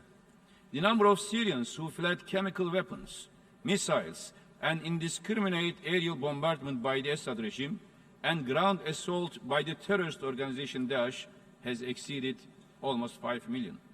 And more than 12 million internally displaced, almost half of which are children, are in desperate need of help. This tragedy will not end before the people of Syria have a legitimate government that truly represents their will and enjoys their full consent. Until then, the international community must act swiftly to provide them safety in their homeland, a safe area, free from aerial bombardment by the regime and ground assault by Daesh and other terrorist organizations. Anyone thinking of any solution to the Syrian crisis must think of a Syria without Assad, killing his own people indiscriminately by chemical weapons and barrel bombs. Every minute he stays in power adds on the shame of those who support him. The world must know that a diplomatic solution to this crisis should be based on a transition that will lead to political change. Turkey will continue to work towards this end. Ladies and gentlemen, you may no longer hear the voice of the 300,000 lives lost so far. But last week, I met the representatives of the thousands who dared walking hundreds of miles to Edirne, Turkey, as a last stop of their journey to their imagined land of hope into Europe. I promised them to carry their voice over the world community. So is my promise fulfilled, and yet our responsibility remains. Mr. President, distinguished delegates, indeed, it was this sense of responsibility that we proposed the inclusion of the item Global Awareness of the Tragedies of Irregular Migrants in the Mediterranean Basin, with a specific emphasis on Syrian asylum seekers in the agenda of the 17th session. Our proposal was accepted by the General Assembly on 18 September. This will give us the chance to look at viable responses to the tragedy of migrants through partnership between countries of origin, destination, and transit. This is now a priority agenda for all humanity. Distinguished delegates, people of Syria across our borders are not the only ones suffering. The Palestinian tragedy continues unabated. In my address on 29 November 2012, before this august body, I called on the international community to stand in solidarity with the Palestinians in their more than 60 years bid for an independent state of their own. Today, we will finally witness and salute the Palestinian flag among those of all other states flying full mast at the United Nations. This constitutes another significant step toward enabling the parties to stand at an equal footing at the table for a healthy negotiation process that leads to an equitable and sustainable peace. Distinguished delegates, the state of Palestine will be independent, today or tomorrow, and East Jerusalem, Qudus al-Sharif, will be its eternal capital. As President Mahmoud Abbas has just said, Palestinian flag will also raise in Qudus al-Sharif, East Jerusalem soon, and we will be together there to celebrate this event.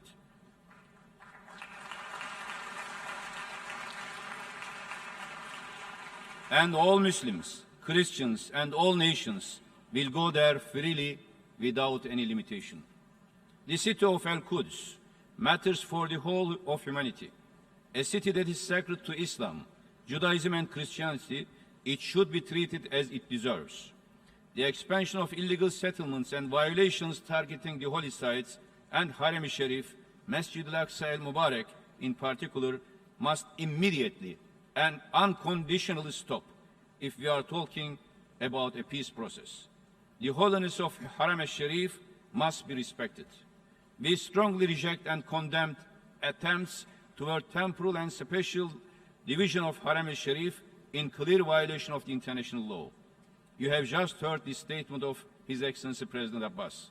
For us too, Palestine is an indivisible whole, consisting of East Jerusalem, the West Bank, and Gaza. The right of Palestinians to live together as one must be recognized. An integral part of the state of Palestine, Gaza, should be freed of the illegal and inhuman blockade of the past 8 years. Turkey's commitment to providing the necessary political and economic support for the Palestinians to lead a dignified life will continue. Distinguished delegates, the current vacuum created at our southern borders as a result of the crisis in Syria has played into the hands of terrorists targeting also Turkey. This is a threat that has the potential to spread to the whole region and beyond. Terrorism can have no justification. It should be condemned unconditionally. Any attempt to affiliate terrorism with any religion or ethnic group is patently mistaken and serves only to strengthen terrorist threat. Today, as in the past, Turkey is combating terrorism of all kinds, including Daesh and PKK. Our counter-terrorism efforts and our contribution to international cooperation to that end is well known by all partners. Daesh is a product of the vacuum created by the crisis in Syria. Fighting Daesh, therefore, means removing conditions that created it. Hence, we will never succeed until Assad goes together with Daesh. We dream of a new, democratic, multicultural Syria, both without Assad and without Daesh. We expect allies, partners, and friends to continue to display their support and solidarity with Turkey in her fight against all types of terrorism, clearly and publicly. Foreign terrorist fighters, FTF, is an issue of utmost concern. According to UN figures, 25,000 foreign terrorist fighters are believed to be coming from over 100 countries. This threat needs to be addressed at the source. Enhancing international cooperation in terms of information exchange is crucial, but deficiencies in this regard unfortunately continues. For our part, we have included more than 20,000 individuals in our no-entry list since 2011 and deported more than 2,000 intending to reach or returning from conflict regions beyond our borders. Distinguished delegates, from Libya and Yemen over to Ukraine, the global security setting is fragile from south to north, from east to west. At a time of such volatility, particularly in our region, Turkey resolutely assumes responsibility in global issues to the best of her means and capabilities. Turkey has become a leading actor and a trustable partner with $3.5 billion of official development aid. We see a clear link between sustainable economic development and global stability.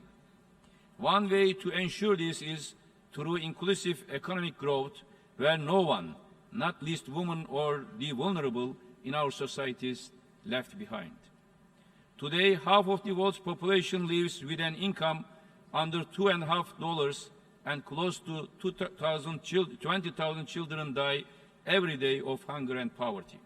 Turkey, as the current president of the Group of 20, G20, since December last year, has highlighted the importance of international cooperation, coordination, and solidarity in addressing global uncertainties and risks. We placed inclusiveness and overcoming inequality at the top of the G20 agenda. Distinguished delegates, our generation has witnessed the highest number of refugees and internally displaced persons since the Second World War. The great majority of today's humanitarian crises are conflict-related. The global humanitarian system is running out of funds, whereas affected people are running out of time. While Turkey hosts currently the largest number of refugees in the world, it also holds the chair of the Global Forum on Migration and Development, GFMD. Our overarching theme is strengthening partnerships, human mobility for sustainable development. Our key priorities include promoting the positive linkages between migration and development. It is high time that we address the complex humanitarian agenda in a holistic manner, with special emphasis on the humanitarian development nexus. We therefore look forward to hosting the first ever World Humanitarian Summit in Istanbul in May 23-24 next year. Distinguished delegates, cultural divides, if we allow them, will rob us of our future. The current conflicts around the world demonstrate the spread of hatred, discrimination, and extremism.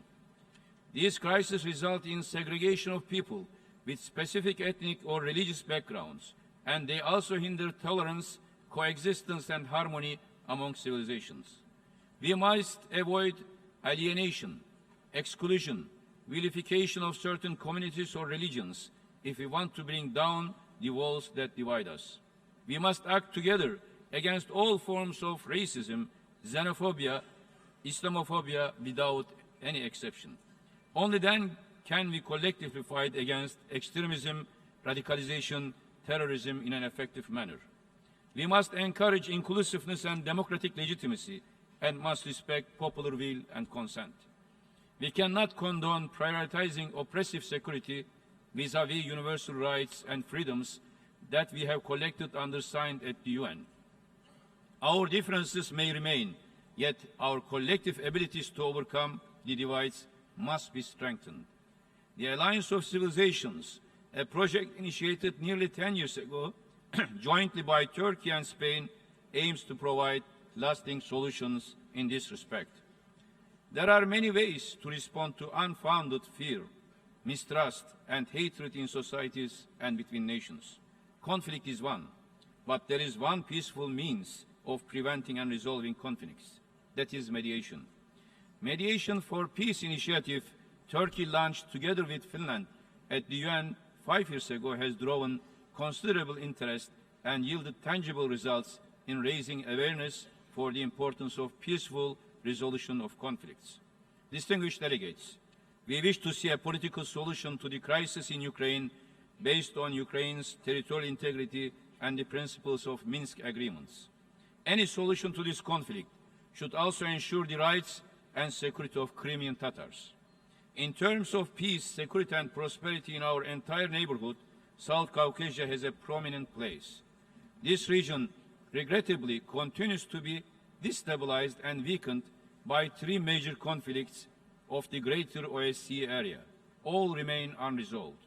We are determined to continue our efforts to facilitate a peaceful solution to these conflicts on the basis of respect for sovereignty, territorial integrity, and inviolability of the internationally recognized borders of the Republic of Azerbaijan. Same applies to Georgia, where we support unity, territorial integrity, and sovereignty.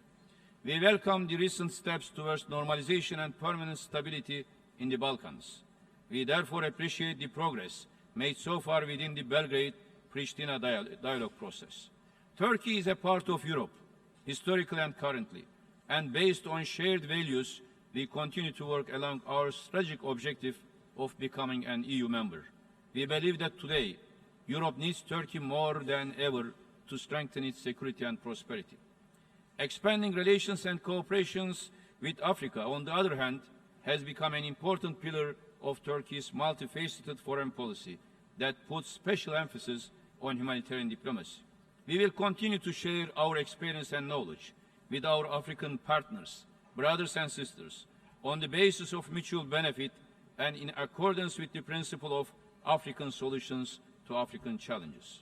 In Asia, Turkey has been an integral part of the international efforts towards a lasting peace and stability in Afghanistan. We firmly believe that the international community must continue its support to Afghanistan.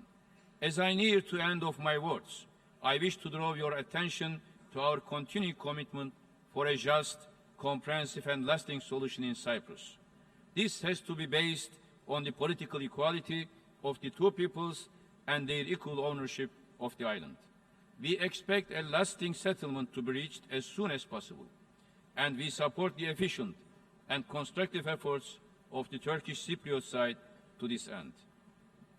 Mr. President, distinguished delegates, as we grow towards a population of 10 billion, the global community stands at the threshold of a critical period.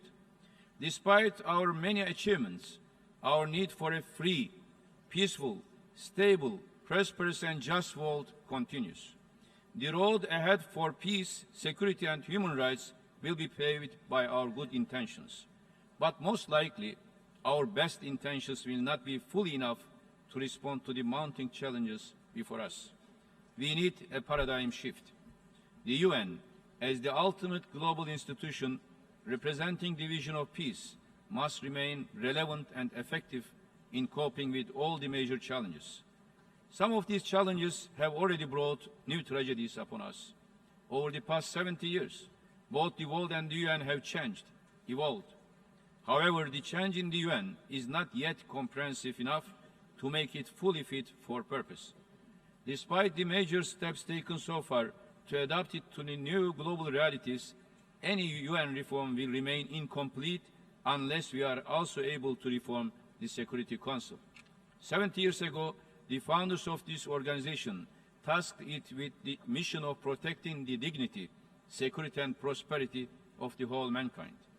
This task today requires the ability to take firm and decisive action against the atrocities committed by aggressors and oppressors everywhere. Inability to do so would not only jeopardize the lives of millions affected by the ongoing crisis, it would also threaten all future generations by putting into question the credibility of the UN system. The responsibility to reach the broadest possible consensus on a comprehensive reform to render the Security Council more democratic, representative, inclusive, transparent, effective and accountable falls upon us all. We owe this not only to our future generations, but also to the visionary founders of this organization. So to add to Secretary General Hammarskjöld's vision of the UN, saving humanity, what now befalls this institution is salvaging our shared future. Thank you very much.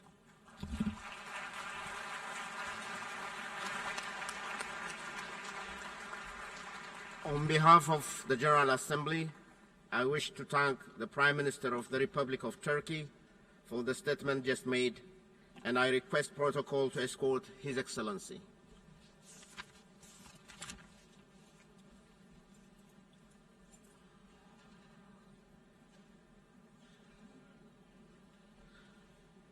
The Assembly will hear a statement by Her Excellency Sheikh Hasina, Prime Minister of the People's Republic of Bangladesh.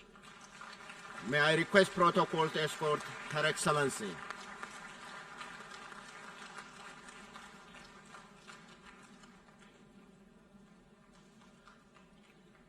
I have a great pleasure in welcoming the Prime Minister of the People's Republic of Bangladesh, Her Excellency Sheikh Hasina. I invite her to address the General Assembly. Bismillahir Rahmanir Rahim. In the name of Allah, the most সম্মানিত benevolent, সভাপতি, the most merciful. আসসালামু আলাইকুম, Mr. President, may peace be এবং upon very you, good morning to you all. and good morning to you all. জাতিসংঘ সাধারণ পরিষদের ৭০তম অধিবেশনের Let me সভাপতি extend নির্বাচিত my হওয়ায় heartiest আমি felicitations আপনাকে on your আন্তরিক election as the অভিনন্দন President of the জানাচ্ছি। 70th session of the General বিগত Assembly. এক বছর সাধারণ পরিষদে অসাধারণ নেতৃত্ব প্রদানের জন্য আমি মাননীয় স্যাম কোটোসিয়াকে ধন্যবাদ I জানাচ্ছি। also appreciate His Excellency Sam Kutesa for জনাব his excellent সভাপতি, leadership of the General Assembly শুধু past 1 জাতিসংঘ year. নয়, সামগ্রিক Mr. অর্থে সারা President, বিশ্বের জন্য এই বছরটি আমূল পরিবর্তনের This is a বছর। transformative এবছরই year বিশ্ব for the সংস্থার United Nations and the ৭০তম world at প্রতিষ্ঠা large. বার্ষিকী পালিত হচ্ছে। It marks the 70th আমাদের নিয়তি anniversary একই of সূত্রে the founding গাঁথা। of the আমাদের global body, পূর্বসূরীদের এই বিশ্বাসের উপর ভিত্তি a করে clear এই recognition বিশ্ব by our সংস্থার forefathers গোড়াপত্তন। that we share common প্রতিষ্ঠার পর থেকে destiny বিশ্ব শান্তি ও inspired নিরাপত্তা them এবং to build উন্নয়ন ও this মানবাধিকারের institution. অগ্রগতির জন্য জাতিসংঘ গুরুত্বপূর্ণ পদক্ষেপ Since গ্রহণ করে inception, আসছে। the United Nations 70 has বছর made ধরে জাতিসংঘ remarkable মানব strides সম্প্রদায়ের জন্য আশা in আকাঙ্ক্ষার advancing peace and প্রতীক হয়ে আছে। security, human rights and development. টেকসই 70 উন্নয়নের years জন্য এই on, বছরটি অত্যন্ত UN continues গুরুত্বপূর্ণ। to capture the shared dreams আদিস and আবাবায় aspirations অনুষ্ঠিত of all of উন্নয়নের জন্য humanity. অর্থায়ন শীর্ষক This শীর্ষ is a সম্মেলন critical year for এবং সদ্য sustainable সমাপ্ত development. জাতিসংঘ The উন্নয়ন Financing শীর্ষ for সম্মেলন Development Summit গোটা Maldives বিশ্বের and the জনগণের just জীবনযাত্রায় concluded UN পরিবর্তন Development আনার Summit ক্ষেত্রে নতুন here আশার have ushered সঞ্চার in new করেছে। hope for peoples around the world. এবছরের শেষে With our drive প্যারিসে আমরা to একটি arrive অর্থবহ জলবায়ু চুক্তিতে at a উপনীত হওয়ার meaningful জন্য climate change কঠোর agreement পরিশ্রম in করে Paris যাচ্ছি। this year, আমরা hope আশা করছি to transform দারিদ্র্য our নিরসন, future জলবায়ু পরিবর্তন ending সীমিত poverty, রাখা এবং limiting ধরিত্রীকে climate সুরক্ষার change, মাধ্যমে and আমাদের preserving our উজ্জ্বল planet. ভবিষ্যৎ নিশ্চিত হবে। জনাব সভাপতি, Mr. President, বিশ্বে মানব সভ্যতার অস্তিত্ব টিকিয়ে রাখার ক্ষেত্রে আজ আমরা সবচেয়ে বড় দুটি চ্যালেঞ্জের মুখোমুখি there are two দাঁড়িয়ে আছি। global challenges that যার pose the প্রথমটি greatest হচ্ছে threat to সন্ত্রাসবাদ sustainability of the O human সহিংস civilization. জঙ্গিবাদ। First, বিশ্ব শান্তি terrorism উন্নয়নের and পথে এটি violent প্রধান extremism অন্তরায়। remain major impediments সন্ত্রাসীদের কোনো to global ধর্ম peace নেই and বা development. সীমানা নেই। Terrorists do not সন্ত্রাসবাদ have এবং any জঙ্গিবাদ religion. একটি বৈশ্বিক চ্যালেঞ্জ। Terrorism and violent এই চ্যালেঞ্জ extremism মোকাবেলায় are global সকল challenges. রাষ্ট্রকে একযোগে All কাজ countries করতে should হবে। be united to effectively আমি address নিজে these. সন্ত্রাস ও সহিংস জঙ্গিবাদের শিকার। I myself am আমার a victim পিতা of terrorism and violent extremism. বাংলাদেশের স্থপতি My father, জাতির জনক Bangabandhu father of Sheikh the nation, Mujibur Rahman, Bangabandhu Sheikh আমার Mujibur মা Rahman, Begum Fazilatunnesa my Mujib, mother Begum তিন Fajilatussin ভাই Mujib, এবং অন্যান্য নিকট 3 আত্মীয়দের brothers and other close 1975 relatives সালের 15ই আগস্ট নির্মমভাবে হত্যা করা were হয়। brutally assassinated on 15th আমি August নিজেও 1975. কমপক্ষে 19 বার I myself সন্ত্রাসী was হামলার subject to শিকার terrorist হয়েছি। attacks at least 19 times. আমাদের সরকার সব ধরনের সন্ত্রাসবাদ, সহিংস জঙ্গিবাদ My এবং government মৌলবাদের প্রতি জিরো টলারেন্স therefore নীতিতে maintains a বিশ্বাসী। zero tolerance policy to all forms of Bengali terrorism, জাতির violent গণতান্ত্রিক, extremism and প্রগতিশীল ও radicalization. ধর্মনিরপেক্ষ চরিত্র We are ধ্বংসের steadfast ষড়যন্ত্রে in যারা tackling লিপ্ত রয়েছে extremists and সেসব anti-liberation চরমপন্থী ও forces স্বাধীনতা who বিরোধী continue শক্তির to remain মোকাবেলায় active in আমরা destroying the সদা democratic, তৎপর। progressive and secular ethos of our nation. দ্বিতীয়ত, জলবায়ু পরিবর্তন একটি Second, মারাত্মক উন্নয়ন climate change হুমকি poses হিসেবে formidable আবির্ভূত developmental হয়েছে। challenge.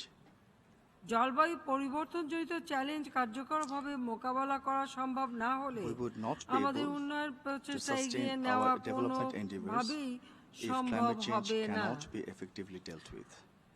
নতুন উন্নয়ন এজেন্ডায় পরিষ্কারভাবে বলা হয়েছে The যে এই new ধরিত্রী, development এর agenda makes প্রাকৃতিক it clear সম্পদ, that all our জীববৈচিত্র্য actions এবং জলবায়ু need to be সংরক্ষণের জন্য underpinned by সকল our strong কার্যক্রম commitment বাস্তবায়নে to protect and সকলের preserve দৃঢ় our planet, প্রত্যয় our থাকতে হবে। biodiversity and our climate.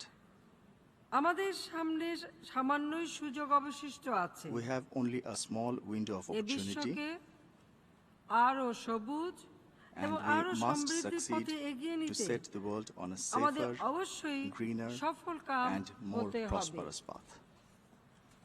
জনাব সভাপতি, Mr. President, আমরা মনে করি টেকসই উন্নয়ন ত্বরান্বিত করা এবং শান্তিপূর্ণ ও realize স্থিতিশীল that সমাজ regional প্রতিষ্ঠার জন্য cooperation আঞ্চলিক is সহযোগিতা critical অত্যন্ত to গুরুত্বপূর্ণ। fostering sustainable development Bangladesh as আঞ্চলিক well to সহযোগিতা achieving বৃদ্ধি করতে peaceful and stable SAARC, societies. BIMSTEC এবং বিসিআইএম Bangladesh has এর taken মতো lead আঞ্চলিক in সংস্থা building প্রতিষ্ঠায় regional cooperation নেতৃস্থানীয় processes ভূমিকা such পালন as করে SAARC, চলেছে। BIMSTEC এছাড়া and বাংলাদেশ, BCIMAC. ভুটান, ভারত এবং নেপালের মধ্যে ব্যবসা, বাণিজ্য এবং জনগণের মধ্যে যোগাযোগ বৃদ্ধির জন্য We have আমরা also taken অবকাঠামো initiatives উন্নয়নেরও to develop পদক্ষেপ infrastructures নিয়েছি। to enhance trade আমরা and লক্ষ্য করছি people-to-people contacts অভিবাসন এবং মানব among চলাচল Bangladesh, আজ Bhutan, নতুনভাবে India and ইতিহাস Nepal. এবং ভৌগোলিক Today, পরিসীমা নির্ধারণে we witness নিয়ামক হয়ে unprecedented দাঁড়িয়েছে। migration and human 2030 mobility উন্নয়ন এজেন্ডায় reshaping উন্নয়নের history জন্য and অভিবাসন geography. একটি গুরুত্বপূর্ণ উপযোগ Migration হিসেবে has been recognized স্বীকৃতি as পেয়েছে। a key enabler of অভিবাসনের development in পূর্ণ the সম্ভাবনাকে 2030 কাজে development লাগানোর agenda. জন্য রাষ্ট্রসমূহের মধ্যে সহযোগিতা